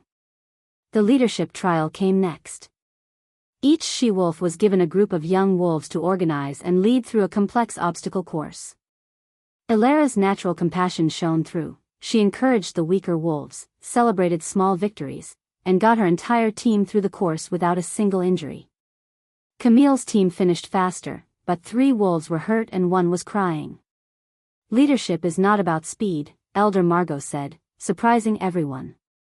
It's about bringing out the best in those you lead. Luna Elara wins this trial as well. 2-1. Elara was ahead. Which meant the combat trial would decide everything. They faced each other in a fighting ring, the pack crowding around to watch. Camille smiled, cold and confident. Ready to lose, Omega? Elara didn't answer. Just settled into the defensive stance Theron had taught her. The fight was brutal. Camille was faster, stronger, better trained. She landed blow after blow, and Elara could barely keep up. Blood dripped from her split lip, the same lip Marcus had split days ago. Her ribs ached. Her vision blurred. But she stayed on her feet. Stay down. Camille snarled, landing a kick that sent Elara sprawling. Just stay down. Elara pushed herself up. Again. And again. Every time Camille knocked her down, she got back up. Why won't you quit? Camille's voice was frustrated now, almost desperate. Because my son is watching, Elara gasped. And I need him to know that you don't give up. She caught a glimpse of Finn in the crowd, held in Theron's arms. Her baby's face was pale with fear, but he wasn't crying. He was watching. Learning. Elara stood one more time. And that's when the screaming started. The sound came from the direction of the main house. High-pitched. Terrified. Anna's voice. Help. Someone help. They're in the nursery. Everything stopped. Theron's head snapped toward the house, and Elara saw his face go white. Without thinking, she ran. Ran toward the house, toward her son's room, toward the danger. Behind her, she heard Theron shouting orders. Heard Logan calling for guards. But all Elara could think about was Finn. Her baby. Her pup. She burst through the nursery door to find chaos. Anna was on the floor, bleeding from a head wound. And standing over her, with knives gleaming in their hands, were two wolves in dark clothing. Assassins. One lunged for the crib where Finn had been napping earlier. Empty. Elara's eyes frantically searched the room and found him, hiding under the bed, his small body trembling. The assassin saw him at the same time. No. Elara threw herself between them and her son. The knife caught her across the shoulder, a line of fire that made her cry out. But she didn't move. Didn't back down. Her body was a shield, protecting Finn. Stand aside, the assassin growled. This doesn't concern you. He's my son. Everything concerns me. The second assassin moved to flank her. Last chance. Move or die with him. Elara's wolf stirred inside her. For the first time in years, she felt it truly wake. Not the weak, frightened thing Marcus had beaten down. This was something else. Something ancient and powerful and furious. I said no. The assassins attacked together. And Elara's wolf exploded out. The shift was instant and agonizing and glorious. Bones cracked and reformed. Muscles expanded. And when she opened her eyes, the world looked different. Sharper. Clearer.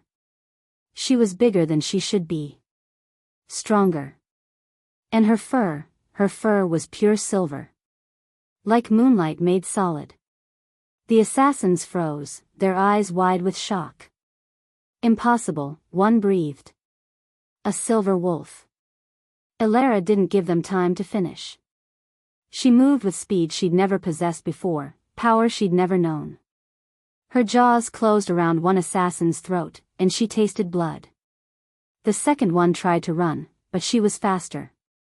When Theron burst through the door seconds later, both assassins were down. Elara stood over them, her silver fur matted with blood, her eyes glowing with protective fury. And under the bed, Finn was crying but alive. Elara? Theron's voice was stunned. What are you? She shifted back to human form, her body screaming in protest. Someone threw a blanket around her, and she clutched it close, her legs shaking. I don't know, she whispered. I don't know what I am. Dr. Chen appeared, her medical bag in hand. She took one look at Elara and went pale. A silver wolf, she breathed. I've only seen them in ancient texts. They were thought to be extinct. What does that mean? Theron demanded. It means Elara isn't an Omega. She never was. Dr. Chen knelt beside Elara, checking her wounds with shaking hands. Silver wolves are the rarest bloodline. The most powerful. They were hunted to extinction centuries ago because they were too strong. Too dangerous. But I am an Omega, Elara protested. I've always been. You've always been suppressed. Dr. Chen's fingers found something on the back of Elara's neck, a small, raised mark. This is a suppression seal. A spell, cast when you were very young. It locked away your true wolf, made you appear Omega to hide you. Hide me from what? From those who would kill you. Dr. Chen's voice was grim. Like these assassins. Logan had entered during the explanation, and now he dragged one of the wounded assassins forward. Who sent you? The assassin spat blood. Go to hell. Tell me who sent you, or I'll make you wish you were in hell. Someone who knows what she is, the assassin wheezed. Someone who knows the prophecy. What prophecy? Theron's voice was deadly quiet. The assassin's laugh was wet and gurgling. The silver wolf will unite the packs, or destroy them all. Can't let that happen. Can't let her live. His head lolled to the side. Dead. The room fell silent. Elara looked down at her hands, still shaking, still covered in blood. A silver wolf. A prophecy. Assassins who knew what she was before she did. Someone in the pack told them, Logan said quietly. Someone knew you were coming. Knew what you were. And sent assassins to kill you and Finn. Who? Theron's power filled the room. Who would dare? Someone who has everything to lose if Elara becomes Luna Queen, Dr. Chen said. Someone who doesn't want the prophecy fulfilled. Elara's eyes found Finn, still huddled under the bed, and she pulled him out, gathering him into her arms. He was crying now, great heaving sobs that broke her heart. Mama, you changed, he whimpered. You were big and scary, Anne. I know, baby.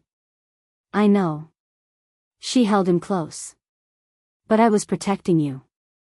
I'll always protect you. Promise? Promise. As she rocked her son, Elara caught Theron's gaze. He was staring at her with wonder and fear and something that might have been awe. A silver wolf, he murmured.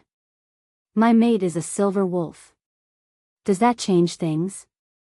Elara asked quietly. Everything. His voice was rough. It changes everything. Because if the prophecy was real, if a silver wolf could unite or destroy the packs, then Elara wasn't just a potential Luna Queen anymore. She was the most dangerous wolf alive. And someone wanted her dead.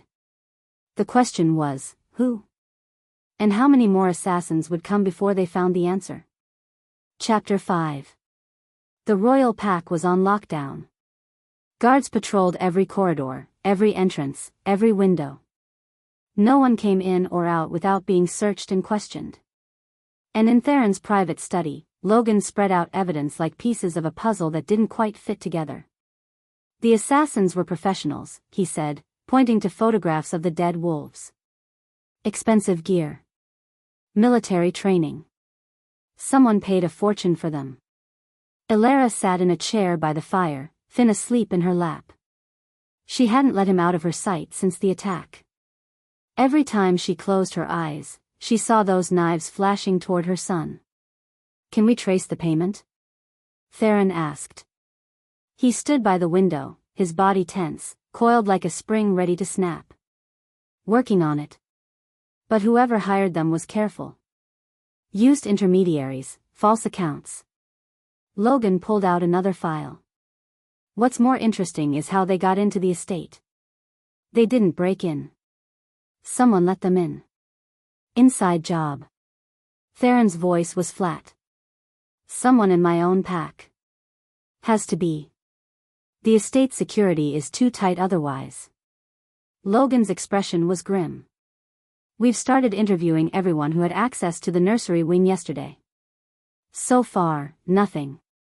Then dig deeper. Theron turned from the window, his eyes gold. I don't care who it is. Family, friend, council member, find them. A knock on the door interrupted them. Dr. Chen entered, her face pale.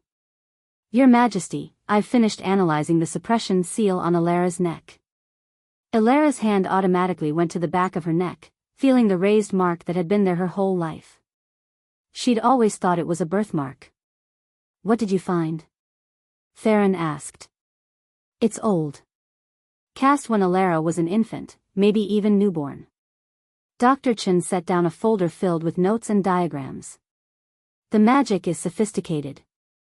Whoever did this knew exactly what they were doing. Can you remove it? Alara's voice was quiet. She was still processing everything, the silver wolf, the prophecy, the fact that her entire identity had been a lie. I can try. But breaking a seal this powerful could be dangerous. Your wolf has been suppressed for so long, releasing it all at once could. Could what? Theron demanded. Kill her. Or drive her mad. Dr. Chen's voice was blunt. The seal didn't just hide her wolf. It's been actively suppressing her power for decades. All that energy, suddenly released. She shook her head. We need to be careful. Then we'll be careful. Theron moved to Alara's side, his hand settling on her shoulder. But we need to know what she's capable of. Especially if there are more attacks coming. There will be, Logan said grimly. The assassins failed. Whoever sent them will try again. Finn stirred in Alara's arms, making a small sound of distress. She rocked him gently, and he settled back into sleep. So innocent. So unaware of the danger surrounding them. We need to find the traitor, Alara said quietly. Before they strike again. Agreed. Logan started gathering his files. I'll keep investigating. In the meantime, Alara, you shouldn't go anywhere without guards. I can protect myself. The words came out sharper than she intended. You saw what I did to those assassins. I saw a mother protecting her pup, Logan said, not unkindly. But you're still learning to control your silver wolf. Until you master it, you're vulnerable. He was right, and Alara hated it. But she nodded. After Logan and Dr. Chen left, silence fell over the study. Theron stood by the fire, staring into the flames. Alara could see the tension in his shoulders, the way his hands kept clenching and unclenching. You're blaming yourself, she said. Someone in my pack tried to kill my mate and my son. His voice was rough. So yes, I'm blaming myself. You couldn't have known. I should have known. He turned to face her, and the anguish in his eyes was raw. I should have better security, better vetting, better everything? Alara interrupted gently. You're not a god, Theron. You're just a wolf trying to protect his pack. And failing. You saved us. You got there in time. She shifted Finn in her arms. That's what matters. Theron crossed to her, kneeling down so they were eye level. His hand cupped her face, thumb brushing over her cheekbone. When I heard Anna screaming, he said quietly, when I realized someone was after Finn. I've never been that afraid in my life. Me either. And then I saw you. His voice dropped to a whisper. Covered in blood, standing over those assassins. Your wolf fully emerged. You were magnificent. Heat flooded Alara's cheeks. I was terrified. Brave and terrified. The two aren't mutually exclusive. His golden eyes held hers. You're stronger than you know, Alara. Stronger than they ever let you believe. Before she could respond, Finn woke with a start, his small body jerking. Mama? I'm here, baby. But Finn was looking at Theron, his eyes wide and strange. Papa? Alara's breath caught. It was the first time Finn had called him that. Theron's expression crumbled. Yeah, little one. I'm here too. I had a bad dream. Want to tell me about it? Finn hesitated, then nodded. The bad lady was hurting Mama. She had a knife and, his voice broke into sobs. Alara held him close, but Theron's hands settled on Finn's back, a silent promise of protection. Together, they comforted him until the tears stopped. No one's going to hurt your mama, Theron said firmly. I promise. How do you know? Because I won't let them. The absolute certainty in his voice seemed to reassure Finn. The boy yawned, his eyelids drooping. Will you stay? Finn asked sleepily. Until I fall asleep? I'll stay as long as you need me to. Elara carried Finn to the suite, and Theron followed. They tucked him into the converted couch bed, and Theron sat on the floor beside him, his large hand covering Finn's small one.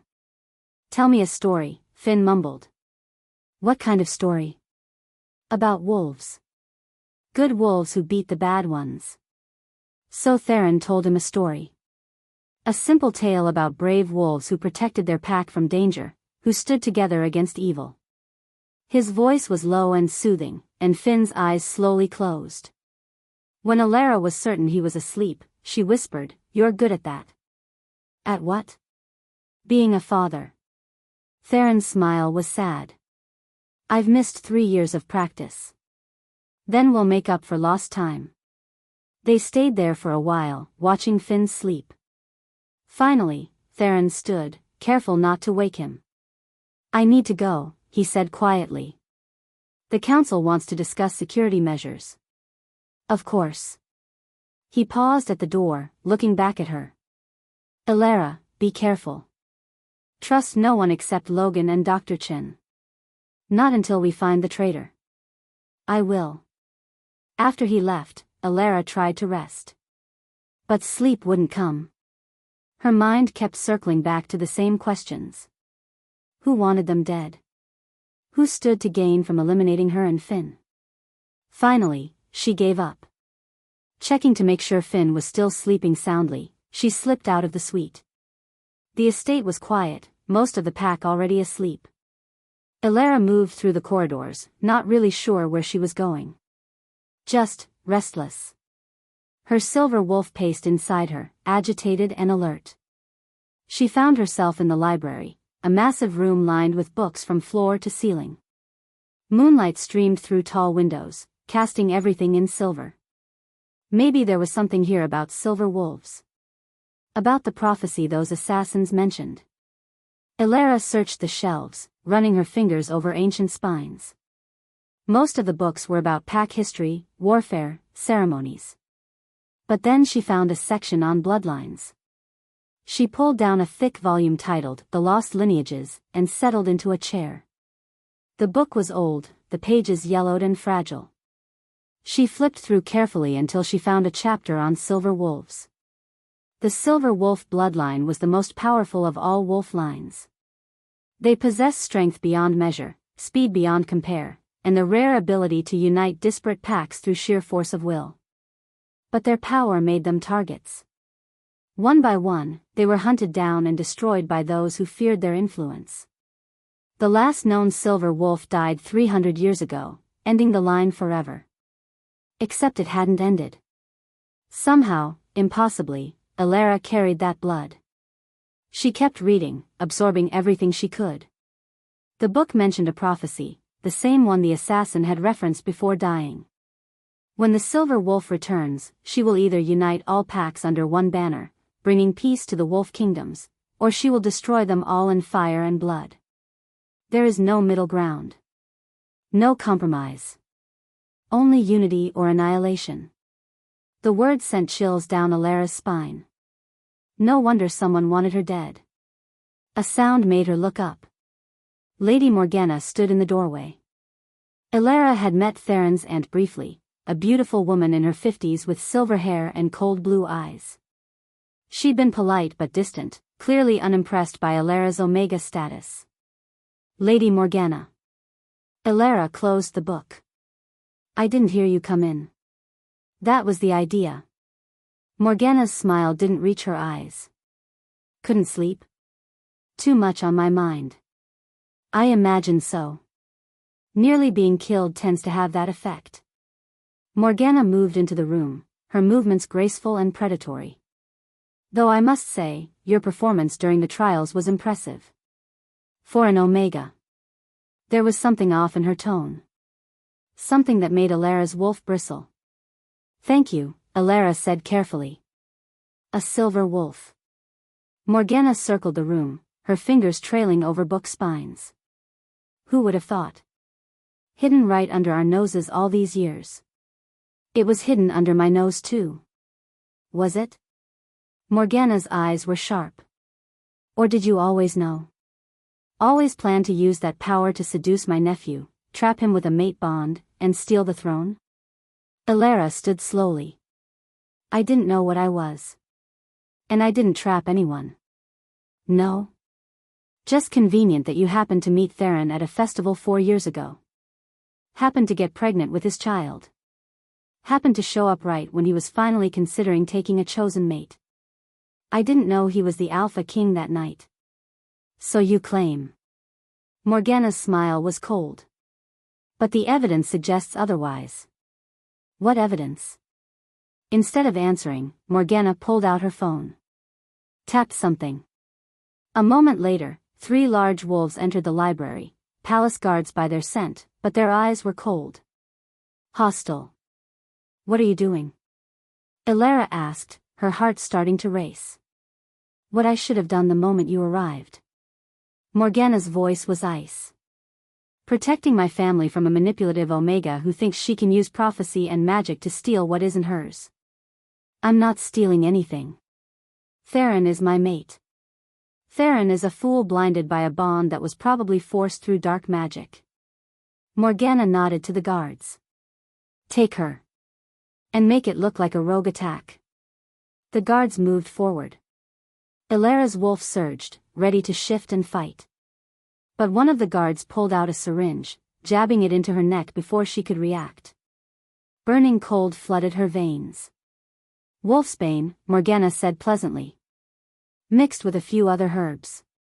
You won't be shifting anytime soon, silver wolf or not. Elara's legs gave out. The guards caught her, dragging her toward the door. Why? Elara gasped. Why are you doing this? Because my son should be Theron's heir. Not some bastard child from a festival fling. Morgana's eyes were hard. And because I've spent decades building alliances with packs like Alpha Gabriel's. Alliances that give me power. Influence. Your prophecy threatens all of that. Gabriel. Understanding crashed through Elara's fading consciousness. You're working with Gabriel. And Marcus. Smart girl. Yes, we've had an arrangement for years. Gabriel gets territory. Marcus gets a proper mate in Camille. And I get to ensure my bloodline continues the Blackwood legacy. Morgana leaned in close. But then you showed up. Ruined everything. So now you have to die. Theron will know. Theron will find your body torn apart by rogues. Tragic. He'll be devastated, of course. But he'll move on eventually. Especially with me guiding him toward a more suitable mate. The guards dragged Elara out of the library, through empty corridors.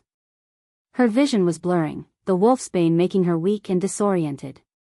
She tried to fight, tried to call for help, but her voice wouldn't work. They took her outside, into the forest. Far enough from the estate that no one would hear screaming. One of the guards threw her to the ground. Elara tried to crawl away, but her limbs wouldn't cooperate. Make it messy, Morgana instructed. It needs to look convincing. A guard pulled out a knife. This was it.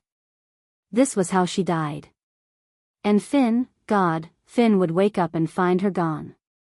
Theron would think she'd abandoned them, run away like a coward. No. Elara's wolf howled inside her, fighting against the wolfsbane. But it was too strong. She couldn't shift. Couldn't fight. She was going to die. And then. A howl split the night. Not just any howl. A child's howl. High and pure and desperate. Finn. Through the mate bond, through the father-son connection that shouldn't exist yet but somehow did, Finn was calling for his father. And Theron answered. The Alpha King's howl shook the trees. Power rolled through the forest like thunder. And seconds later, a massive black wolf burst into the clearing. Theron. He took in the scene instantly, Elara on the ground, bleeding. The guards with weapons. Morgana standing over it all with cold satisfaction. His howl of rage was apocalyptic. The guards tried to run. They didn't make it 3 steps. Theron moved like death itself, all teeth and claws and fury. The first guard went down with his throat torn out. The second lost his head. The third tried to beg for mercy. Theron showed none. When the last guard fell, he shifted to human form. Blood covered his chest, his hands, his face. He looked at Morgana with eyes that promised suffering. "Theron, please," she started. "You tried to kill my mate." His voice was barely recognizable. "You tried to kill the mother of my child. She's a threat." The prophecy. The prophecy says she'll unite the packs or destroy them. You know what I choose? Theron took a step forward. I choose her. I choose unity. And anyone who stands against that dies. I'm your blood. Your family. You stopped being family the moment you hired those assassins. Theron's power pressed down, forcing Morgana to her knees. You sent them after Finn. After a 3-year-old child. My son should be heir. Your son is a coward who hides behind his mother's schemes. Theron's voice was absolute. Finn is my heir. My son. And you will never touch him. Morgana's eyes darted to the forest, looking for escape. Guards. Theron's command rang through the trees. Logan appeared with a dozen warriors, all armed and ready. Take her. Lock her in the cells. And find out everyone who helped her. I want names. All of them. As the guards dragged Morgana away, she laughed. The sound was bitter and hateful. You want names? Start with Gabriel. Marcus. Half your council. Her smile was vicious. And ask your precious mate about her real heritage. Ask her who she really is. What are you talking about? Theron demanded. She's not just some random Omega who got lucky. Morgana's eyes gleamed with malice. She's the lost daughter of the Moon Valley Alpha line. Royalty in her own right. Disappeared as an infant when her pack was slaughtered.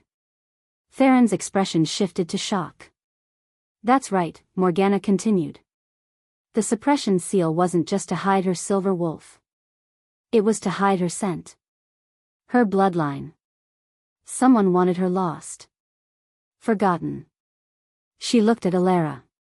And now she's found. Do you really think the wolves who killed her pack will let her live? Then Morgana shifted and ran. Theron moved to follow, but Logan grabbed his arm. Let her go. She's not the priority right now. He was right.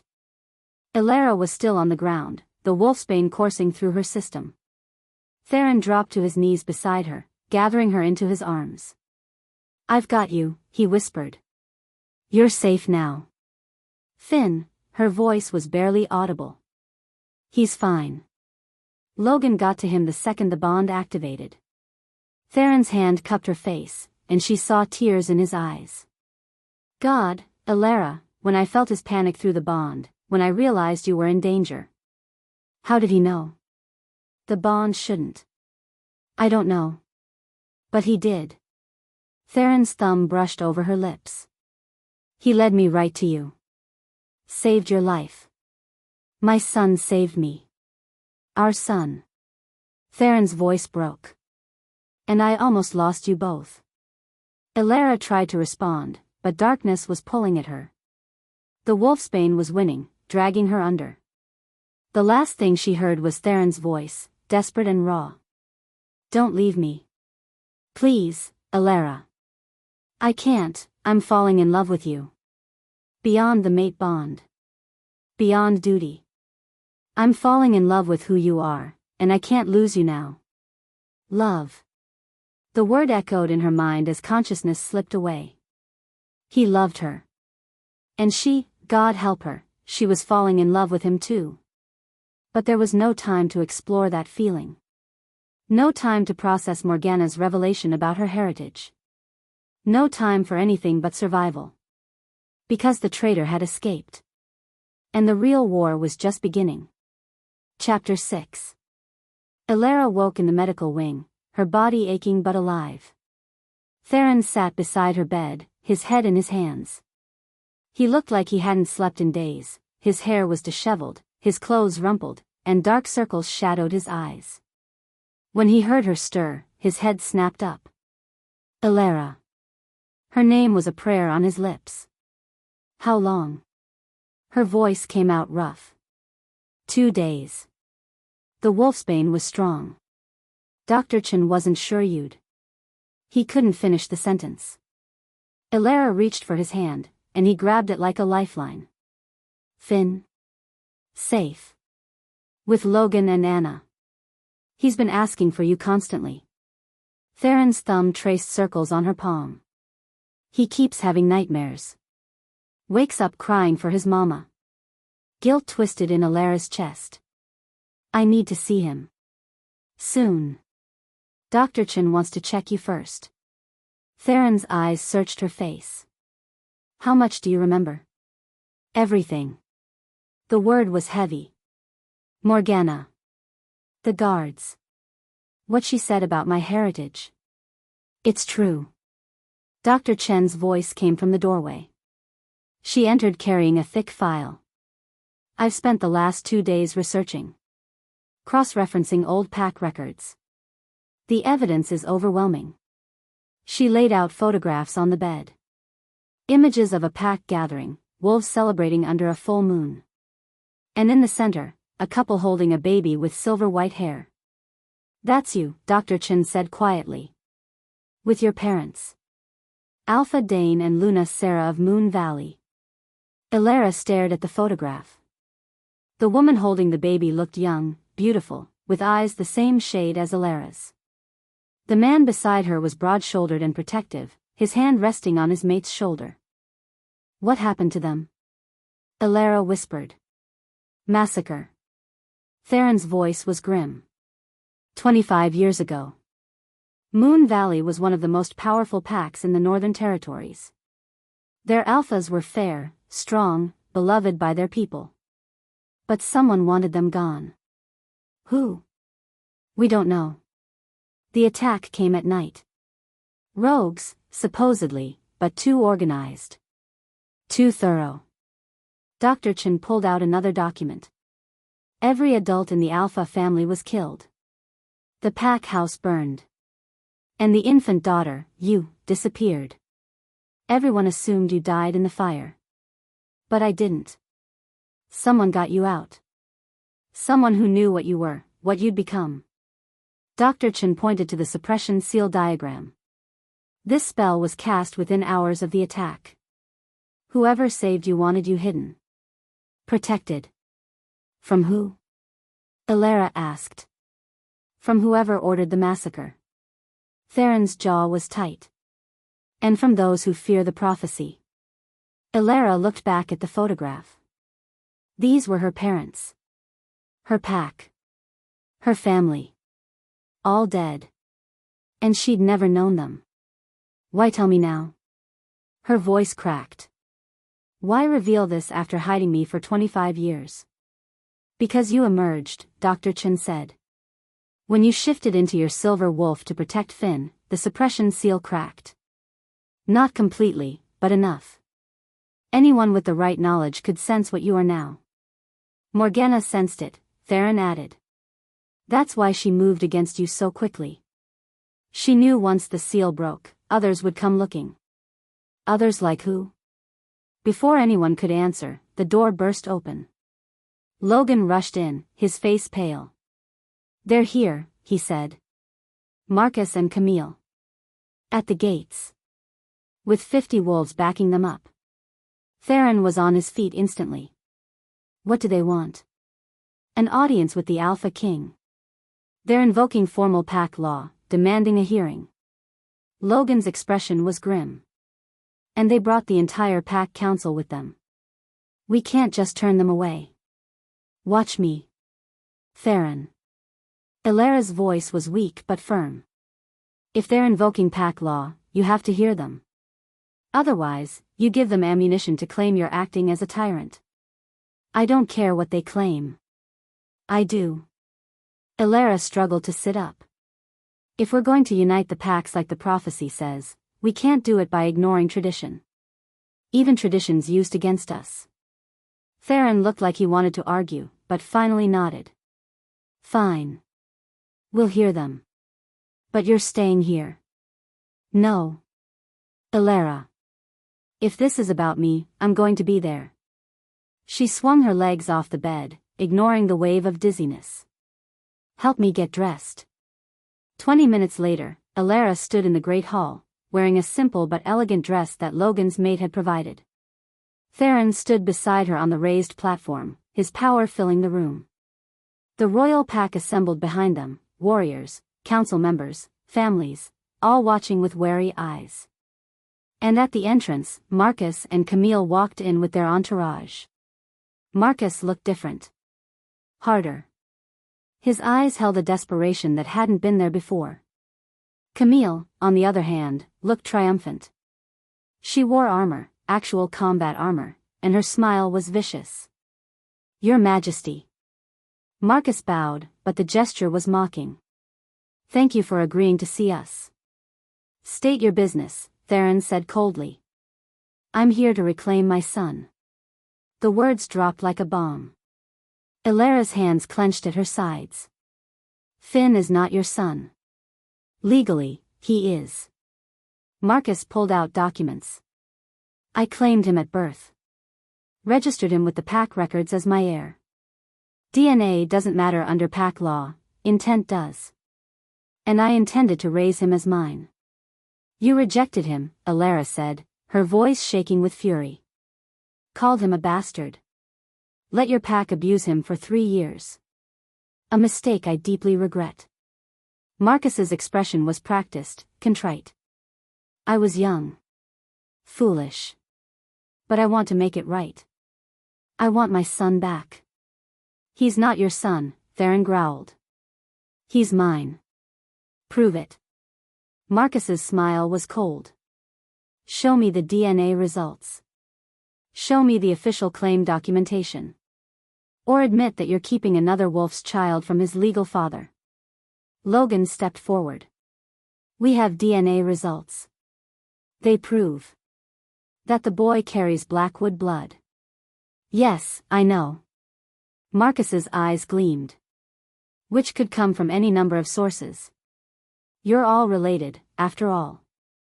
Distant cousins. Shared ancestors.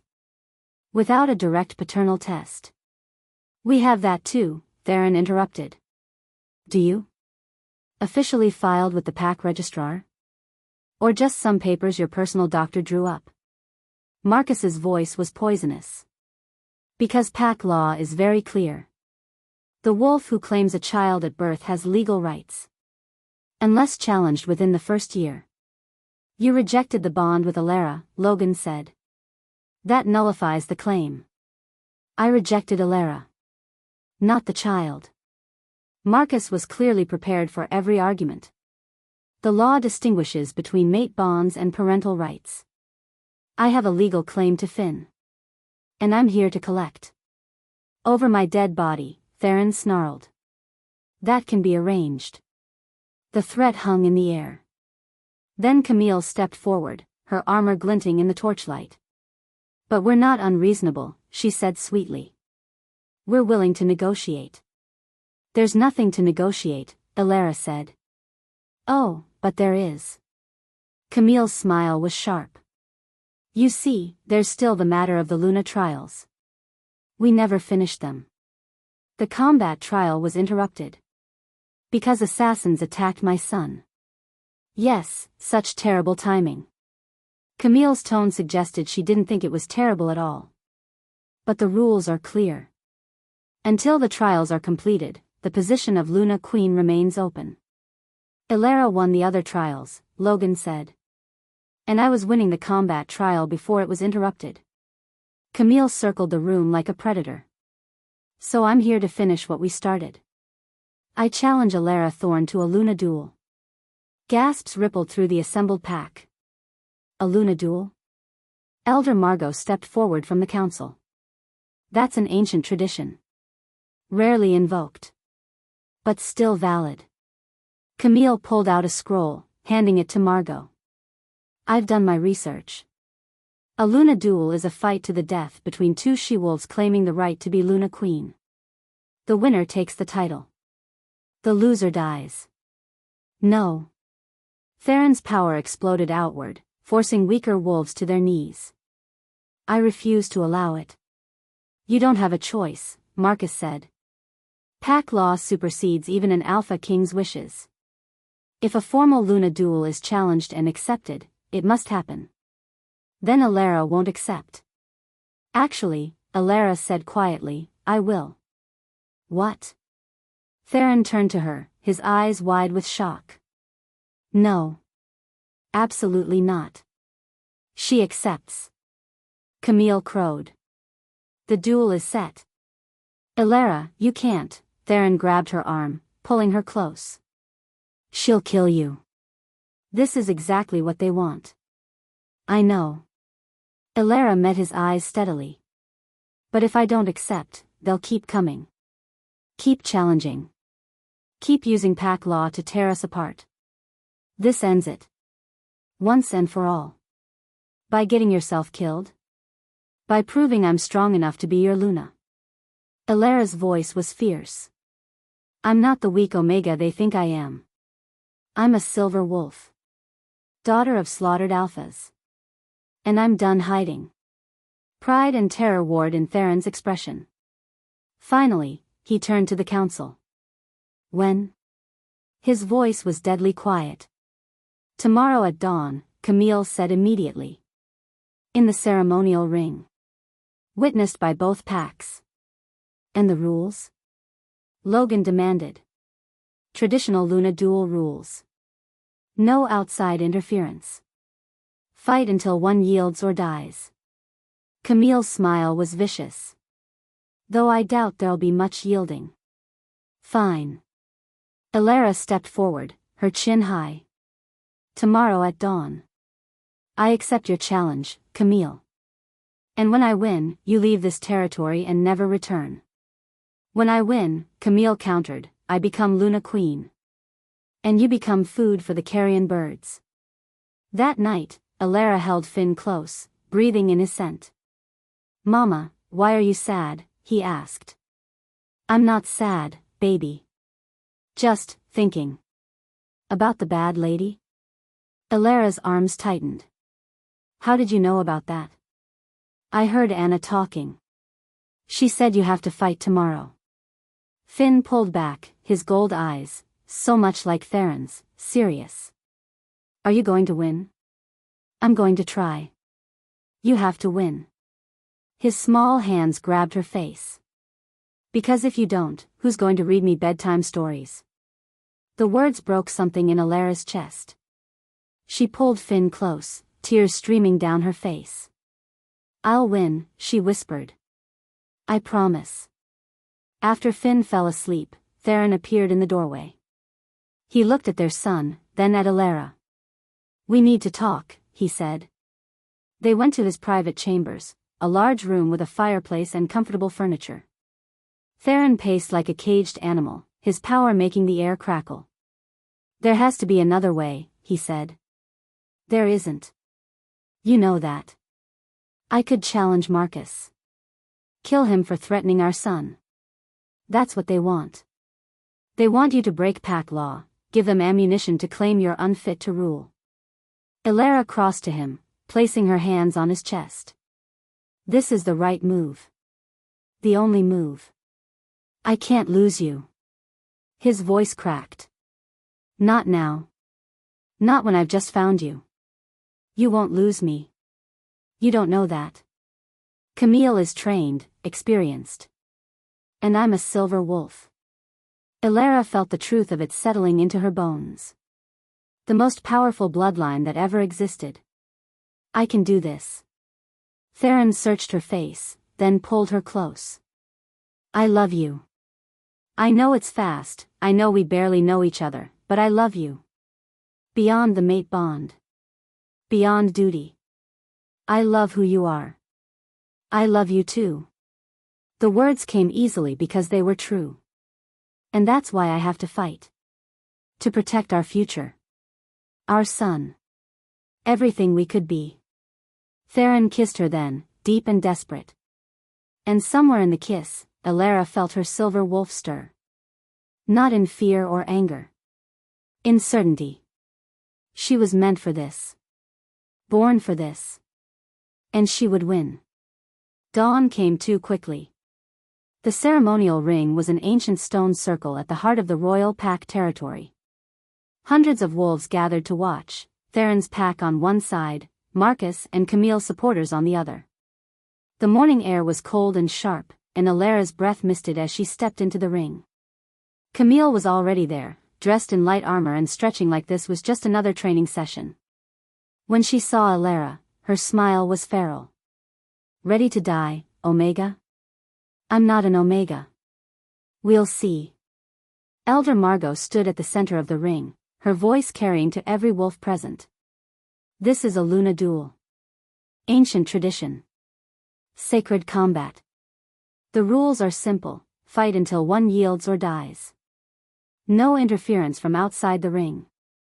The moon goddess herself will judge the outcome. She looked at both she-wolves. Are you ready? Ready, Camille said. Ready, Elara echoed. Then begin. Camille attacked immediately, shifting mid-leap. Her wolf was large for a female, all blonde fur and flashing teeth. She went for Elara's throat. Elara dodged, letting her own shift take hold. And when her silver wolf emerged, gasps rippled through the crowd. She was massive. Bigger than Camille. Her fur was pure silver, gleaming like moonlight, and her eyes glowed with inner fire. Power rolled off her in waves. This was what she really was. What she'd always been. The fight was brutal. Camille was fast and experienced, using every trick she knew. But Elara's silver wolf was stronger. More powerful. Each time Camille landed a blow, Elara recovered faster. Each time she was knocked down, she got back up. And then Camille did something that made the entire crowd gasp. She pulled out a silver blade. Silver weapons were illegal in ceremonial combat. They burned wolves, poisoned them. Using one was grounds for immediate disqualification. But Camille didn't care. She slashed at Elara, and the blade caught her shoulder. Pain exploded through Elara's body, and she yelped, stumbling back. Foul! Logan shouted. She's using silver.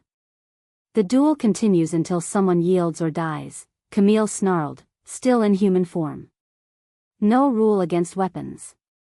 There's every rule against silver. Theron's voice was thunder. But Elara had already recovered. The wound burned, but her silver wolf was already healing. Faster than should be possible. And she was done playing fair. Elara charged, her wolf moving with speed that blurred. Camille tried to slash again, but Elara was faster. She knocked the blade away with one massive paw, then slammed into Camille with her full weight. Camille went down hard, and Elara's jaws closed around her throat. One bite. That's all it would take. One bite and Camille would be dead. The duel would be over. The crowd held its breath. But Elara didn't bite down. Instead, she shifted back to human form, standing over Camille with her hands still pressed to the other she-wolf's throat. Yield, Elara said quietly. Never. Camille's eyes were wild with hatred. I don't want to kill you. But I will if you don't yield. Elara's voice was firm. This ends now. You leave. You never come back. And you tell everyone what happened here, that the silver wolf showed mercy when she didn't have to. Camille stared at her for a long moment. Then, finally, she spoke the words. I yield. Elara stepped back, and the crowd erupted. Cheers from Theron's pack. Shocked silence from the others. Elder Margot raised her hands. The duel is finished. Elara Thorne is the victor. She is Luna Queen by right of combat. Theron was in the ring in seconds, pulling Alara into his arms. You did it.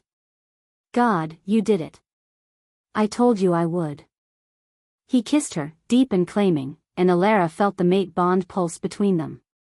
Stronger now. More real. Tonight, Theron whispered against her lips. Tonight we complete the marking ceremony. Make this official. Yes, Alara breathed. But before they could leave the ring, Marcus pushed forward. His face was twisted with rage and something else. Fear. This isn't over, he shouted. I still have legal claim to the boy. No. The voice came from the crowd. Logan stepped forward with a file. You don't. Because we have proof that you never intended to raise Finn as your own. You were working with Morgana. She ordered you to claim Alara, to keep her weak and hidden until the time was right to use the royal bastard for political leverage. Marcus's face went white. We found your correspondence, Logan continued. Encrypted messages between you and Morgana going back 3 years. She paid you. Promised you territory and power if you kept Alara under your control and kept Finn's heritage hidden. That's not, I didn't. You knew from the beginning that Finn wasn't your son. You could smell the royal bloodline. But Morgana told you it was valuable.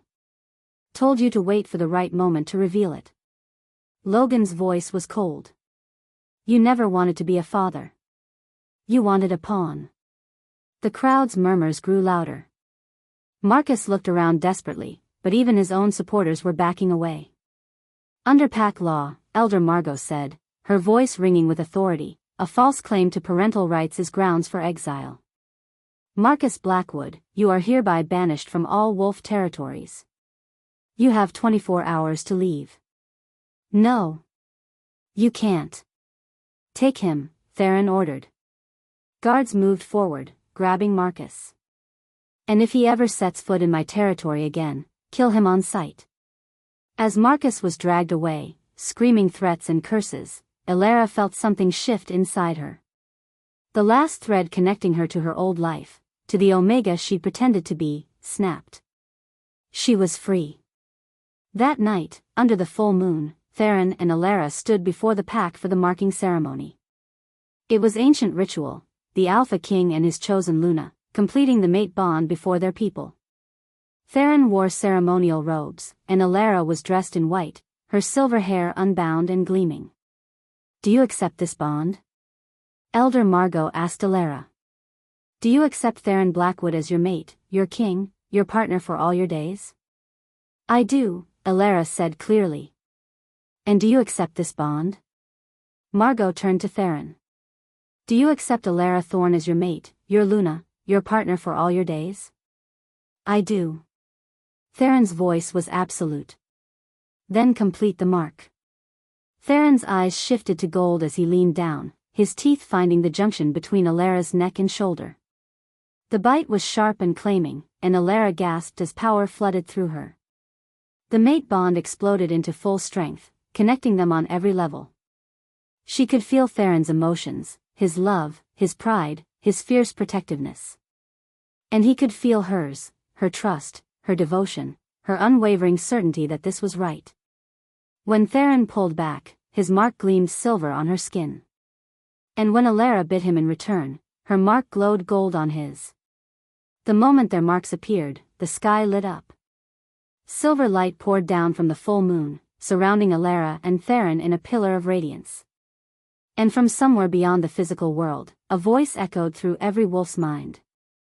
The Silver Wolf and the Alpha King are bound. The prophecy begins. Unite or fall.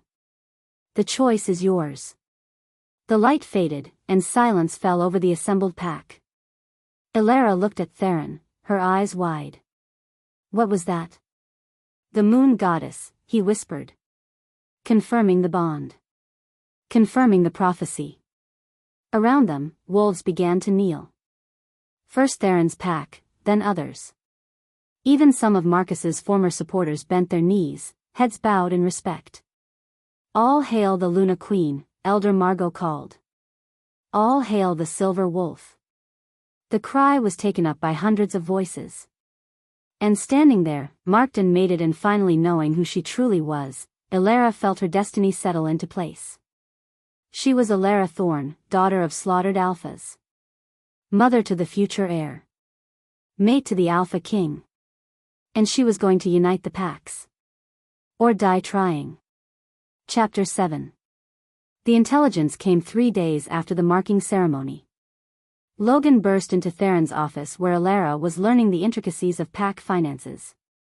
She'd discovered being Luna Queen involved a lot more paperwork than she'd expected. "We have a problem," Logan said, spreading a map across the desk. "A big one." Theron stood immediately. "What is it?" "Morgana's been busy." Logan pointed to markers on the map, red dots scattered across 3 territories. "She's made contact with every rogue pack within 500 miles. And she's promised them something big." "Like what?" Elara asked. "Territory. Power. A piece of the royal pack lands if they help her take it." Logan's expression was grim. "She's building an army." "How many?" Theron's voice was deadly quiet. "Best estimate? 300 wolves. Maybe more." Logan pulled out photographs, grainy surveillance shots of wolves gathering in forest clearings. "And that's not the worst part. There's worse. Alpha Gabriel's forces have joined her. He's brought 200 trained warriors." Logan met Theron's eyes. "Morgana's not just planning a raid. She's planning a war." Silence fell over the room. Elara stared at the map, at all those red dots converging on their territory. 500 wolves. Maybe more. Against their pack of barely 200.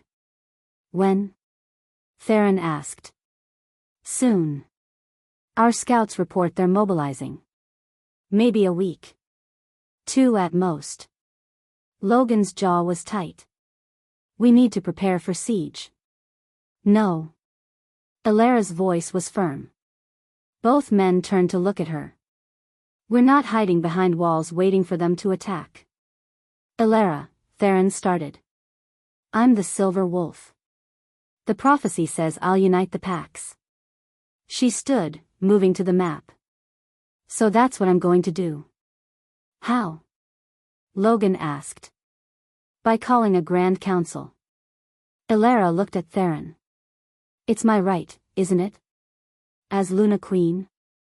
"Technically, yes. But a Grand Council hasn't been called in over a century."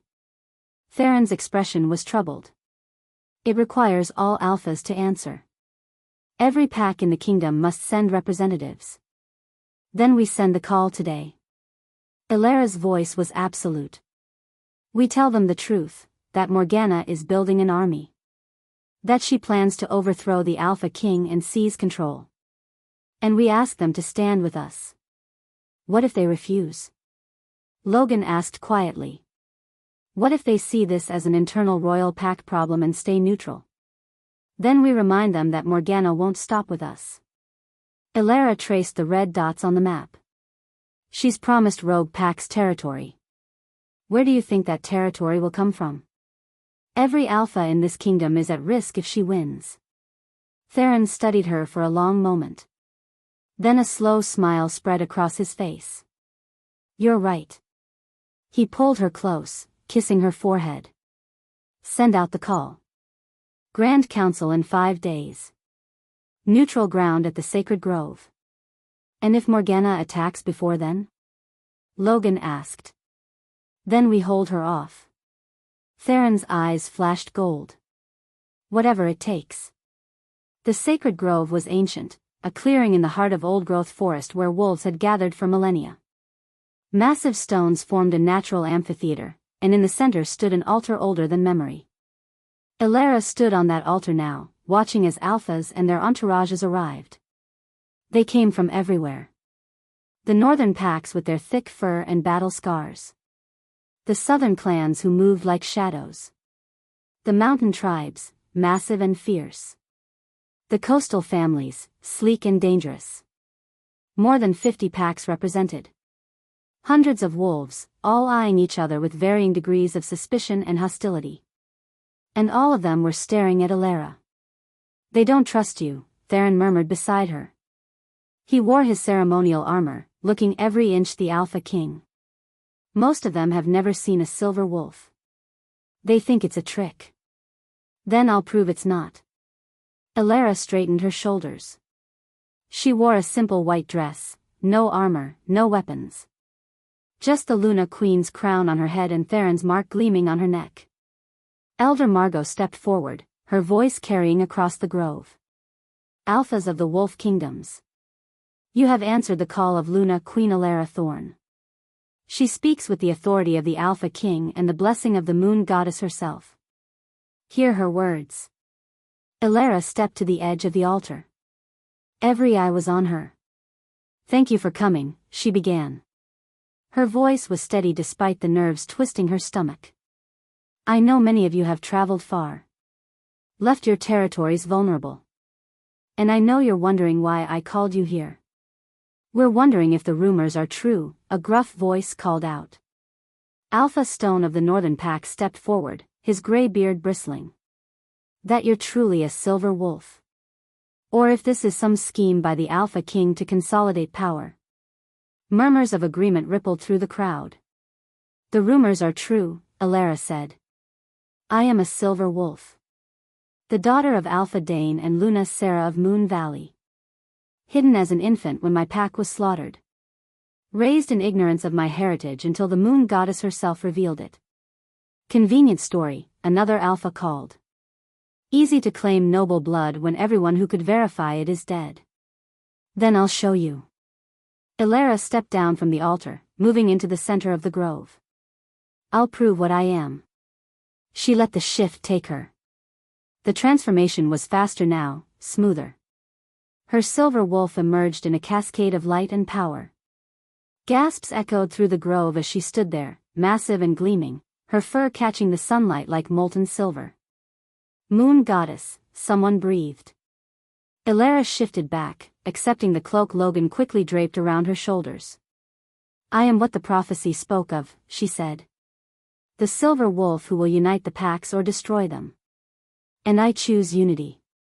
Pretty words, Alpha Stone said. But why should we unite under you? What threat is so great that we should surrender our independence? War. Theron's voice rang out. Lady Morgana Blackwood, my own aunt, has allied with rogue packs and Alpha Gabriel's forces.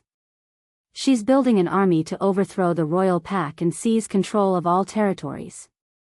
That's a Royal Pack problem, a female Alpha said. Not ours. Is it? Alara challenged. Morgana has promised the rogues territory. Your territory. She's told them they can claim any lands they want once the Royal Pack falls. Do you really think you'll be safe if she wins? Silence. The Alphas exchanged glances, uncertainty flickering across their faces. And there's more, Alara continued. The old ways are dying. Packs fighting each other over scraps of land. Rogues growing stronger because we're divided. Our children growing up knowing only war. She looked at each Alpha in turn. The prophecy says I'll unite us. But I can't do it alone. I need you. All of you. Why should we trust you? Alpha Stone asked, but his voice was less hostile now. You're young. Untested. Because she has the mark of the Moon Goddess, a new voice said. Everyone turned. Marcus stood at the edge of the grove. He looked different. Thinner. Haunted. His clothes were travel-worn, and he carried no weapons. But his eyes were clear as they met Alara's. What are you doing here? Theron's power exploded outward. You were banished. I know. Marcus walked forward slowly, his hands raised in a gesture of peace. And I deserve worse than banishment. But I have information. Information that could save all of you. We don't need anything from you, Logan snarled. You need this. Marcus pulled out a folder, handing it to Theron. Morgana's complete battle plans. Troop positions. Supply lines. Attack schedules. Everything. Theron opened the folder, his eyes scanning the documents. His expression shifted from suspicion to shock. "Where did you get this?" he demanded. "From Morgana herself." Marcus's smile was bitter. "She trusted me. Thought I was still her loyal pawn. I'd been feeding her false information for weeks while gathering everything I could on her operation."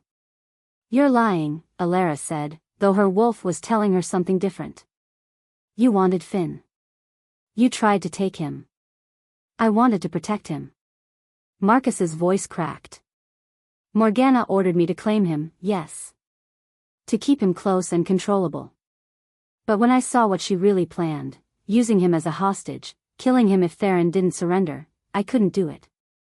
He turned to address the assembled alphas. "I've done terrible things. Hurt people who didn't deserve it.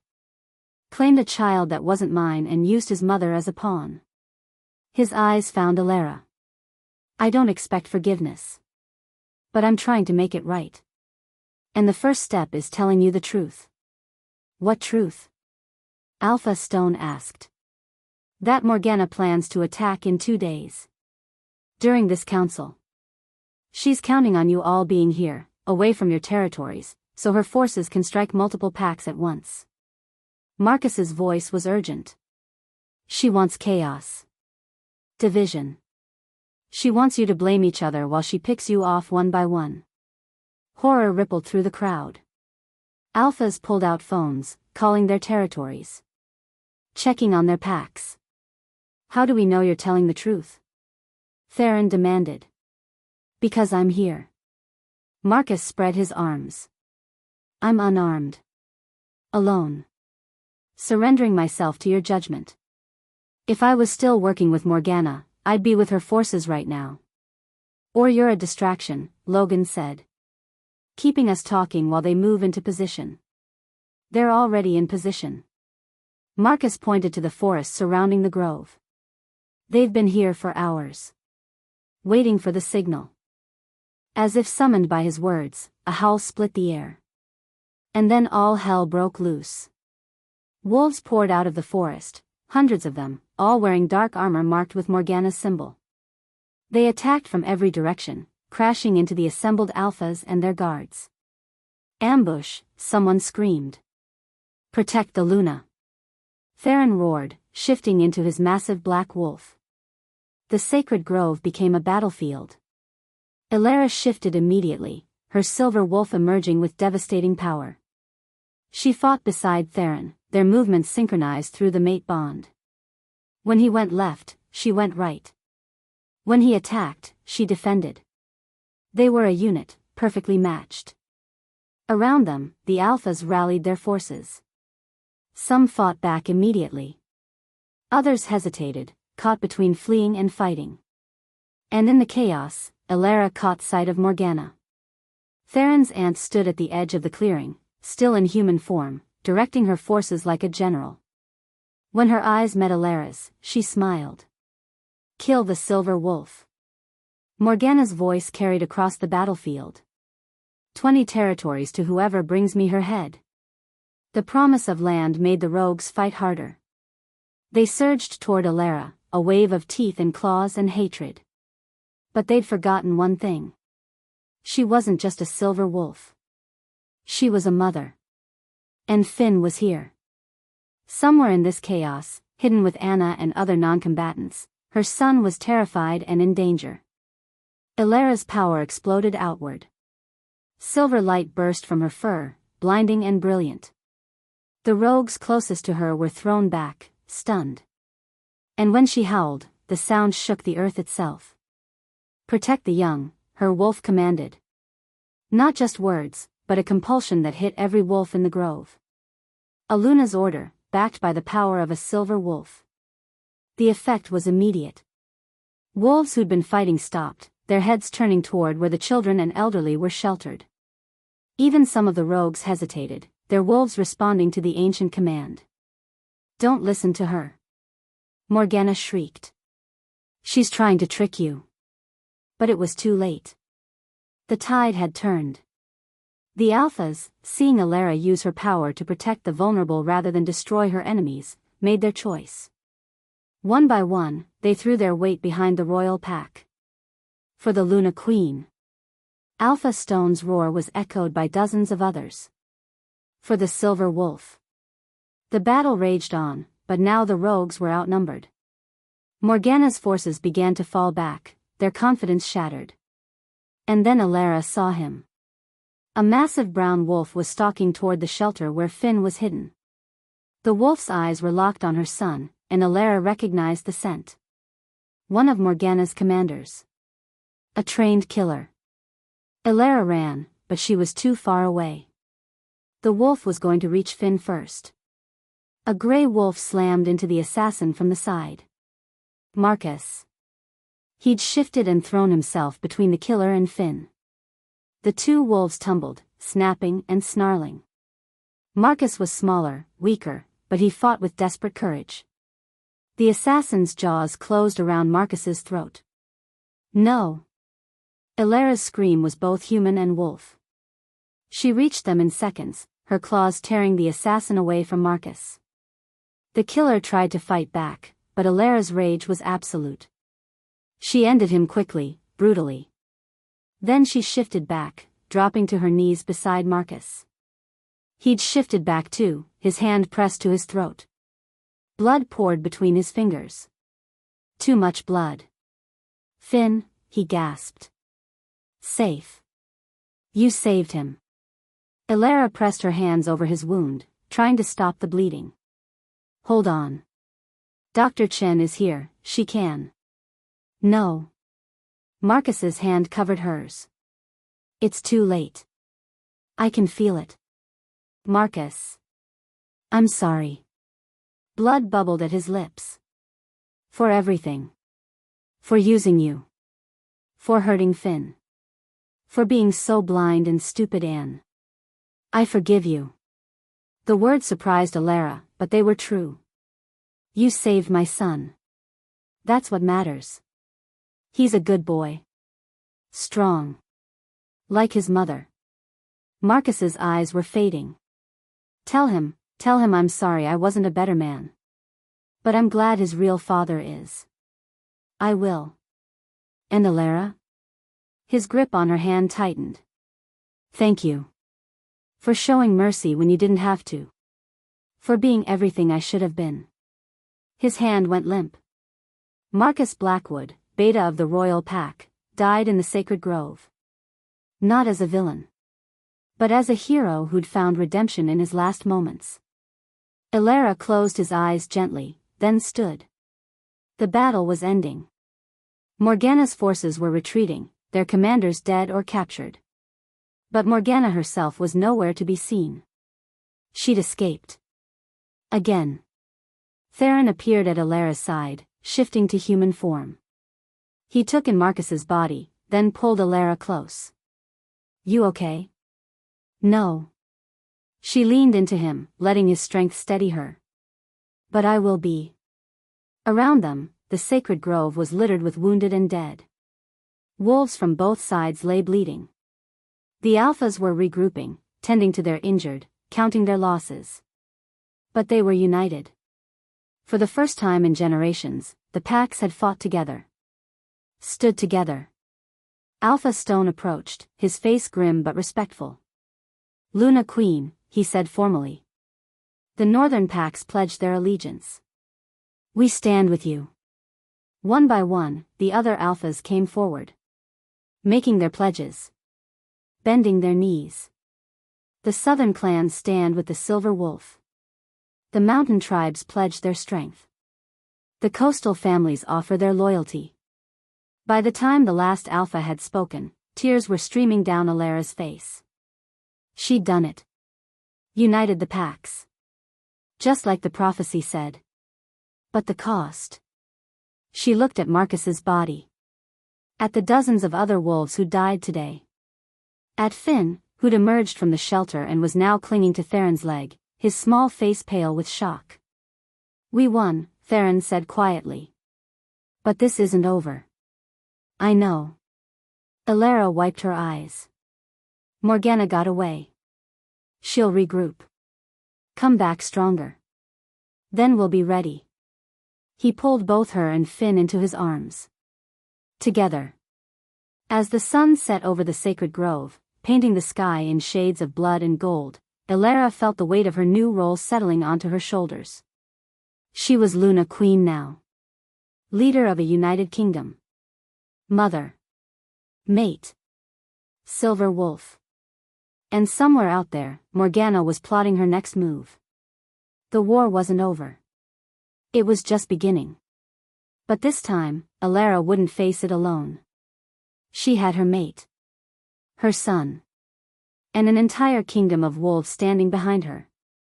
Let Morgana come. They'd be ready. That night, as they tended to the wounded and prepared to return home, Logan pulled Theron aside. We found something, he said, handing over a document. In one of Morgana's commander's pockets. Theron read it, his expression darkening. This is a transfer order. For a large sum of money. Look at who it's going to. Theron's eyes widened. This can't be right. It is. We verified it 3 times. Logan's voice was grim. Morgana wasn't working alone. She had help. From someone inside the Grand Council. Who? We don't know yet. The account is buried under shell companies. But whoever it is, they're high-ranking. Powerful. And they're still out there. Theron looked at Elara, who was sitting with Finn, reading him a story to calm his nerves. His mate. His Luna. The mother of his child. The target on her back had just gotten bigger. Double the guard on Elara and Finn, he ordered. And find out who's betraying us. Before they strike again. Because the battle at the Sacred Grove was just the opening move. The real war was still to come. And somewhere in the shadows, a traitor was watching. Waiting. Planning their next strike. Chapter 8. The intelligence came at dawn. Morgana was making her final move. Her forces, what remained of them after the Sacred Grove, were gathering at the Old Moon Valley territory. The ruins of Elara's ancestral home. She's baiting us, Logan said, spreading reconnaissance photos across the war table. Wants us to come to her. Then we will. Theron's voice was steel. He stood in his full battle armor, every inch the Alpha King.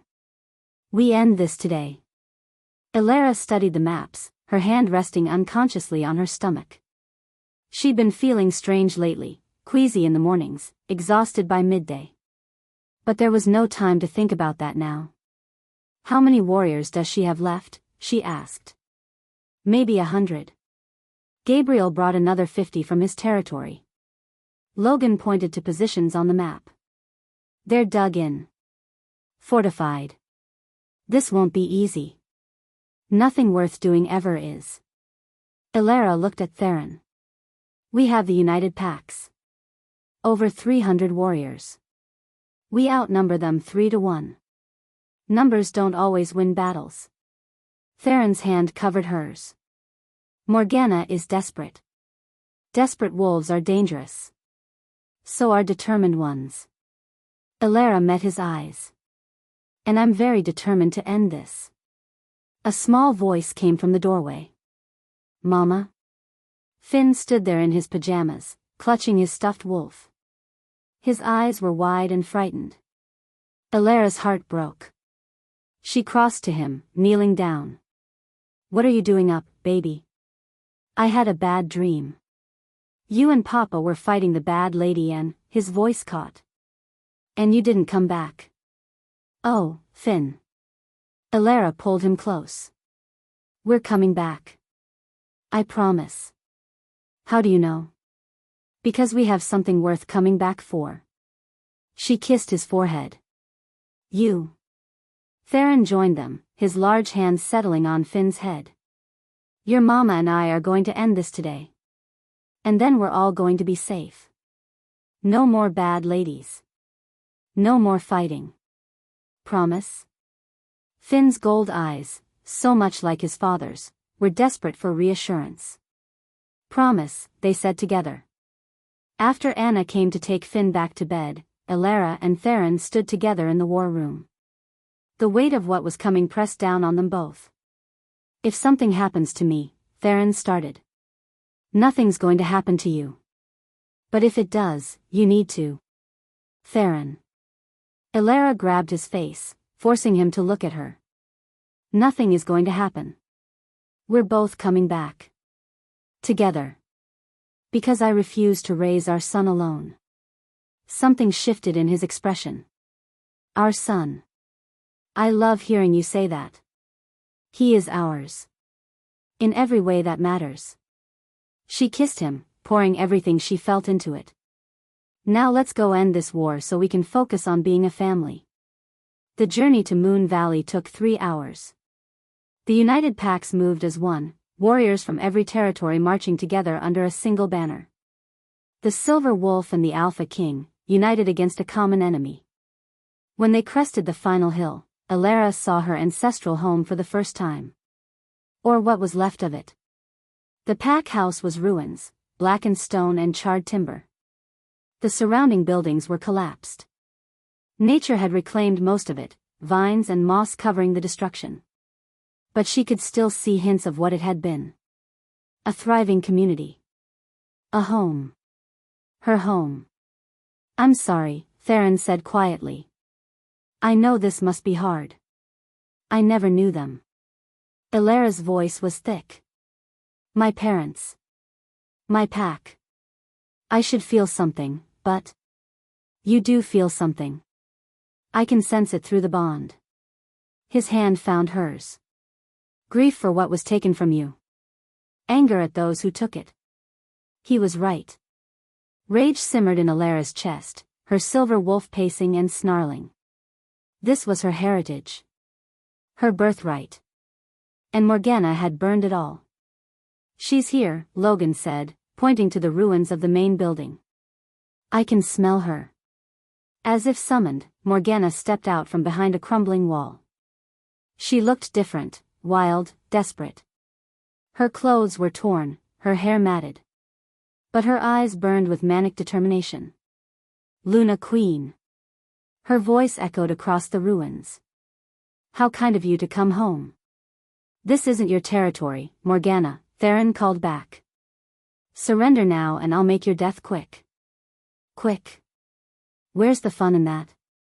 Morgana's laugh was unhinged. "No. I think we'll do this the old way. Single combat. Luna against Luna. Winner takes all." "You're not a Luna," Elara said. "I was. Before you stole my nephew's attention. Before you corrupted him with your Omega weakness." Morgana's smile was vicious. "But I can still fight. And I can still win." "Elara, don't," Theron started. "I accept." Elara stepped forward. "Single combat. You and me. But when I win, your forces surrender. All of them. And when I win, I take your head as a trophy and your son as a hostage." Morgana's eyes gleamed. "Deal?" "Deal." The armies pulled back, forming a circle around the 2 she-wolves. Theron looked like he wanted to protest, but Elara shook her head. "This is my fight," she said quietly. "Trust me."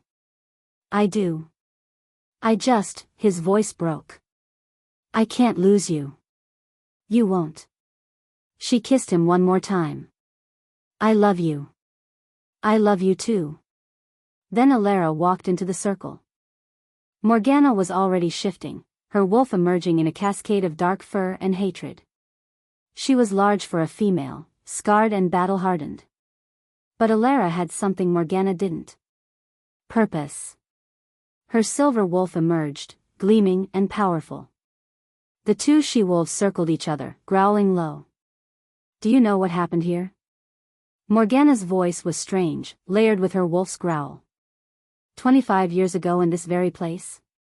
My pack was slaughtered. By me. The confession was casual, proud. I hired the rogues. Planned the attack. Made sure every adult with alpha blood died. Rage exploded through Alara. Why? Because the Moon Valley Alphas were too powerful. Too influential. They threatened the Blackwood supremacy. Morgana's smile was vicious. And because your mother was supposed to be Theron's mate. Did you know that? An arranged marriage, planned since childhood. But then the mate bond proved false, and your parents defied tradition by choosing each other instead. Alara's heart stuttered. My mother was meant for Theron? Oh yes. And when that fell through, my son was next in line for consideration. But the Moon Valley Alphas refused. Said the Blackwood line was too violent, too power-hungry. Morgana's eyes burned. So I made sure they couldn't refuse anything ever again. You murdered an entire pack because of politics? I murdered them because they were in my way. Morgana lunged, her jaws snapping. Alara dodged, her silver wolf moving with fluid grace. They collided mid-air, a tangle of fur and teeth and claws.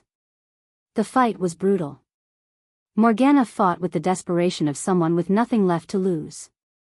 She went for Alara's throat, her eyes, anywhere that would cause maximum damage. But Alara had been trained by the best. She used everything she'd learned during the Luna trials, strategy, timing, reading her opponent's movements. And she used her rage. Every blow she landed was for her murdered parents. For her destroyed pack. For the childhood that was stolen from her. For every moment of weakness and shame she'd endured because of Morgana's schemes. They crashed through the ruins, destroying what was left of the old pack house. Stone crumbled. Timber splintered. And through it all, they fought. Alara's jaws closed around Morgana's leg, and she tasted blood. Morgana howled, twisting free and raking her claws across Alara's shoulder. Pain blazed, but Alara pushed through it. You can't win. Morgana snarled. You're just an Omega pretending to be something more. I'm not pretending. Alara's power exploded outward, silver light bursting from her fur. I'm exactly what I was born to be. The light blinded Morgana. She stumbled, and Alara didn't hesitate. She slammed into the older she-wolf with her full weight, driving her into the ground. Morgana's head cracked against stone.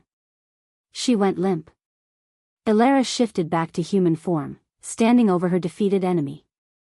Blood dripped from her wounds, and her body ached, but she'd won. It's over, she said. Morgana's eyes flickered open. For a moment, she looked old and tired. Defeated. You're right, she whispered. It is over. Then she smiled. And pulled out a silver blade. But I'm taking someone with me. She threw the knife with deadly accuracy, not at Alara. At Finn.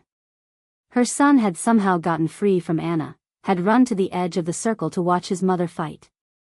And now a silver blade was flying toward his small chest. Time seemed to slow.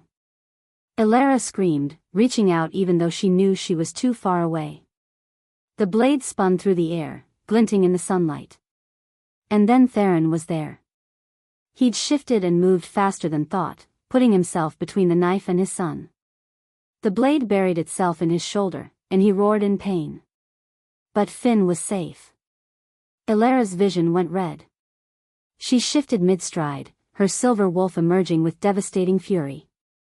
She crossed the distance to Morgana in a heartbeat, her jaws closing around the older she-wolf's throat. One bite. That's all it took. But it was Theron who spoke the final words. He'd shifted back, pulled the silver blade from his shoulder, and now stood over Morgana's dying form. For every crime you've committed. For every life you've taken. For threatening my family. His voice was absolute. I, Alpha King Theron Blackwood, sentence you to death. He drove the silver blade into her heart. Morgana's eyes went wide. Then empty. She was gone. The silence that followed was deafening. Then, slowly, Morgana's remaining forces began to kneel. One by one, they surrendered, laying down their weapons. And from the back of the crowd, Alpha Gabriel stepped forward. He looked old suddenly. Defeated. His head bowed as he approached Theron and Elara. Alpha King. Luna Queen. His voice was hoarse. I surrender. My forces. My territory. My title. I cede it all. Why? Theron demanded. Why ally with Morgana? Greed. Stupidity.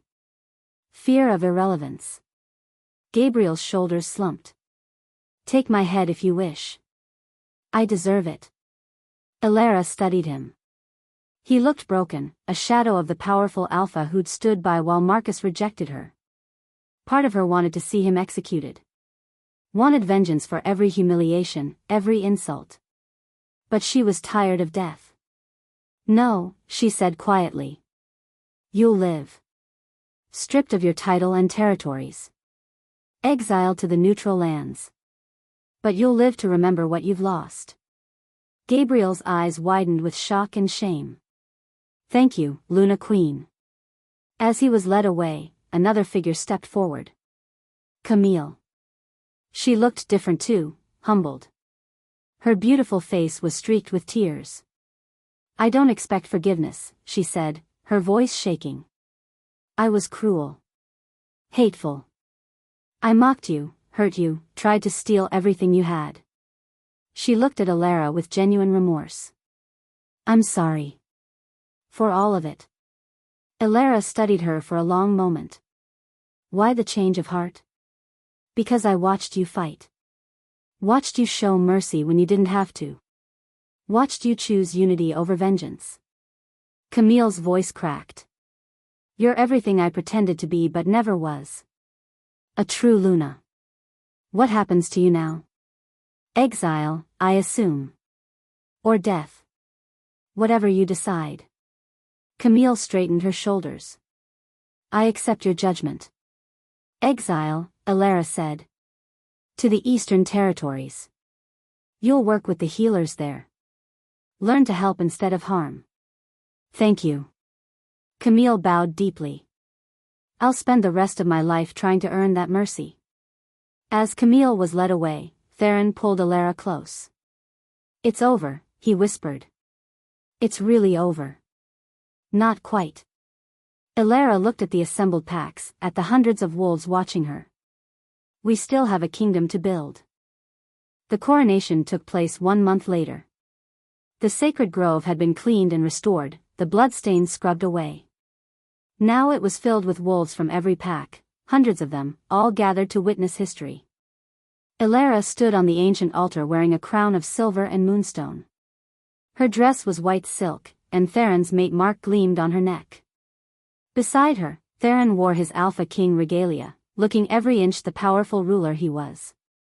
And between them, holding both their hands, stood Finn. He wore a small crown of his own, the Crown Prince, heir to the United Kingdoms. Elder Margot stepped forward, her voice carrying to every corner of the grove. Wolves of the United Packs. We gather today to crown our Luna Queen. Elara Thorn, daughter of Moon Valley, Silver Wolf of Prophecy, mate to the Alpha King. She raised a ceremonial chalice. Do you accept this crown? Do you pledge to lead with wisdom, strength, and compassion? I do, Elara said clearly. Do you pledge to protect the weak, unite the strong, and bring peace to our lands? I do. Then by the power vested in me by the moon goddess herself, I crown you Luna Queen of all wolf territories. May your reign be long and prosperous. The chalice was passed to Elara. She drank, and power flooded through her, not just her own silver wolf power, but the collective strength of every pack present. The bond of unity, forged in battle and sealed in trust. When she lowered the chalice, silver light radiated from her crown. And every wolf in the sacred grove bowed. All hail the Silver Queen. The cry was taken up by hundreds of voices. All hail Luna Elara. The celebration lasted for hours. There was food and music and dancing. Wolves from different packs mingled, sharing stories and forming alliances. The old divisions were healing, slowly but surely. As the sun began to set, Elara found herself standing at the edge of the grove with Theron and Finn. Her son was half asleep, draped over Theron's shoulder. Tired? Theron asked with a smile. Exhausted, Elara admitted. And a little nauseous, actually. The ceremony was long. All that rich food. It's not the food. Elara took a deep breath. Theron, I'm pregnant. He froze. What? Pregnant. About 2 months, Dr. Chen thinks. Elara's hand went to her still flat stomach. I wanted to wait until after the coronation to tell you. Theron's face went through a dozen emotions: shock, joy, fear, wonder. We're having a baby? Babies, actually. Elara's smile was nervous. Twins. Dr. Chen confirmed it this morning. Twins. Theron's voice was odd. He pulled her close, careful not to jostle Finn. God, Elara. Twins. Are you happy? Happy? He kissed her, deep and claiming. I'm everything. Terrified and thrilled and so damn in love with you I can't see straight. Finn stirred on his shoulder. What's happening? You're going to be a big brother, Theron said, his voice thick with emotion. To twins. Finn's eyes went wide. Really? Really? Can they be girls? I want sisters. Elara laughed through her tears. We'll see what the moon goddess gives us. As they stood there, a family, complete and whole, Dr. Chen approached with an ancient book. Luna Queen, there's something you should see, she said, opening to a marked page. An old prophecy. About the silver wolf line. Elara read the faded text. When the silver wolf takes her crown, and the Alpha King claims his throne, their union shall bring forth twins, a son and a daughter, bearing both silver and gold.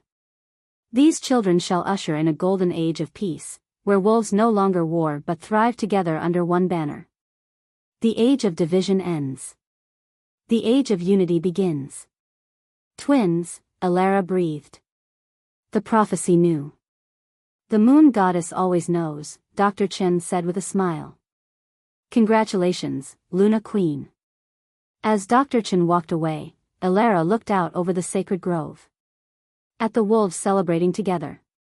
At the packs that had been enemies now sharing food and laughter. At the peace they'd fought so hard to achieve. 3 months ago, she'd stood in a different clearing, blood dripping from her split lip while her pack called her worthless. Called her son a bastard. Rejected and humiliated and broken. Now she stood as Luna Queen. Crowned and mated and carrying the future of their kind in her womb. The transformation was complete. What are you thinking? Theron asked softly. That I wish my parents could see this. Elara's voice caught. That they could know their daughter didn't just survive. She thrived. They know. Theron's hand covered hers on her stomach. And they're proud. I'm sure of it. Finn yawned, then said sleepily, Mama? Tell me the story again. About the Omega who became queen. Elara's heart swelled. Once upon a time, she began, there was a she-wolf who everyone said was weak. They called her Omega. Called her worthless. But they were wrong. Because she was strong, Finn mumbled, his eyes drooping. Because she was strong, Elara agreed. And brave. And she had something more powerful than any title or rank. What's that? Love. Elara looked at Theron, at their son, at the life growing inside her. She had love. And that made her unstoppable. Finn smiled, then fell asleep against his father's shoulder. As the stars came out overhead, the Silver Queen stood with her mate and her son, looking toward a future bright with promise. The age of division had ended. The Golden Age had begun. And it all started with a rejected Omega who refused to stay broken. Who became a silver wolf? Who became a queen? Who became a legend? 5 years later. Mama. Finn won't let me be the alpha in our game. Elara looked up from her desk. Luna Queen work never really ended, to see her daughter Lyra standing in the doorway. At 4 years old, she was all silver curls and golden eyes, a perfect blend of both parents. That's because I'm older, Finn called from somewhere down the hall. Now 8, he was growing into his role as crown prince with surprising grace. Age doesn't make you alpha. Mama says strength and wisdom do. Then I should definitely be alpha. Should not. Elara hid her smile. Where's your brother? Atlas is with Papa. Lyra bounced on her toes. They're in the training yard. Papa's teaching him to shift. Already? He's only 4. He's really good at it. Watch. Lyra shifted into a small silver wolf pup, then back to human form. See? Very impressive. Elara stood, moving to scoop her daughter into her arms. Now, about Finn. Can you make him let me be alpha? Please? How about you're both alphas? Co-leaders? Lyra considered this. Okay. But only if he admits I'm faster. I heard that. Finn appeared in the doorway, grinning. Fine. You're faster. But I'm stronger. Deal. The twins shook hands solemnly, then ran off to continue their game. Elara watched them go, her heart full. Theron appeared behind her, wrapping his arms around her waist. They're going to rule the world someday. They're going to drive us crazy first. That too. He kissed her neck, right over his mate Mark. How's the trade agreement with the southern clans coming? Almost finalized. Alpha Stone is being difficult about the border terms, but we'll work it out. She leaned back against him. How's Atlas doing with shifting? Natural talent. Just like his mother. Theron's hand splayed over her stomach. Speaking of which. Theron, I told you, we're not having another. Dr. Chen says you are. Elara's eyes widened. What? She came to see me this morning. Wanted my permission to tell you. His smile was radiant. We're having another baby, Elara. Due in 7 months. But I didn't, she broke off, pressing her hand to her stomach. Another one? Another one. He turned her in his arms, his eyes shining. Are you happy? Elara thought about everything they'd built. The United Pax. The peace they'd forged. Their 3 beautiful children and the 4th on the way. Happy doesn't even begin to cover it, she whispered. And as Theron kissed her, as their children's laughter echoed through the halls, Elara thought back to that night in the clearing. When she'd stood bleeding and broken, holding her son, certain her life was over. She'd been wrong. It hadn't been ending. It had been beginning. And what a beginning it had been. The end. Thank you for listening to this story. Like, share and subscribe for more.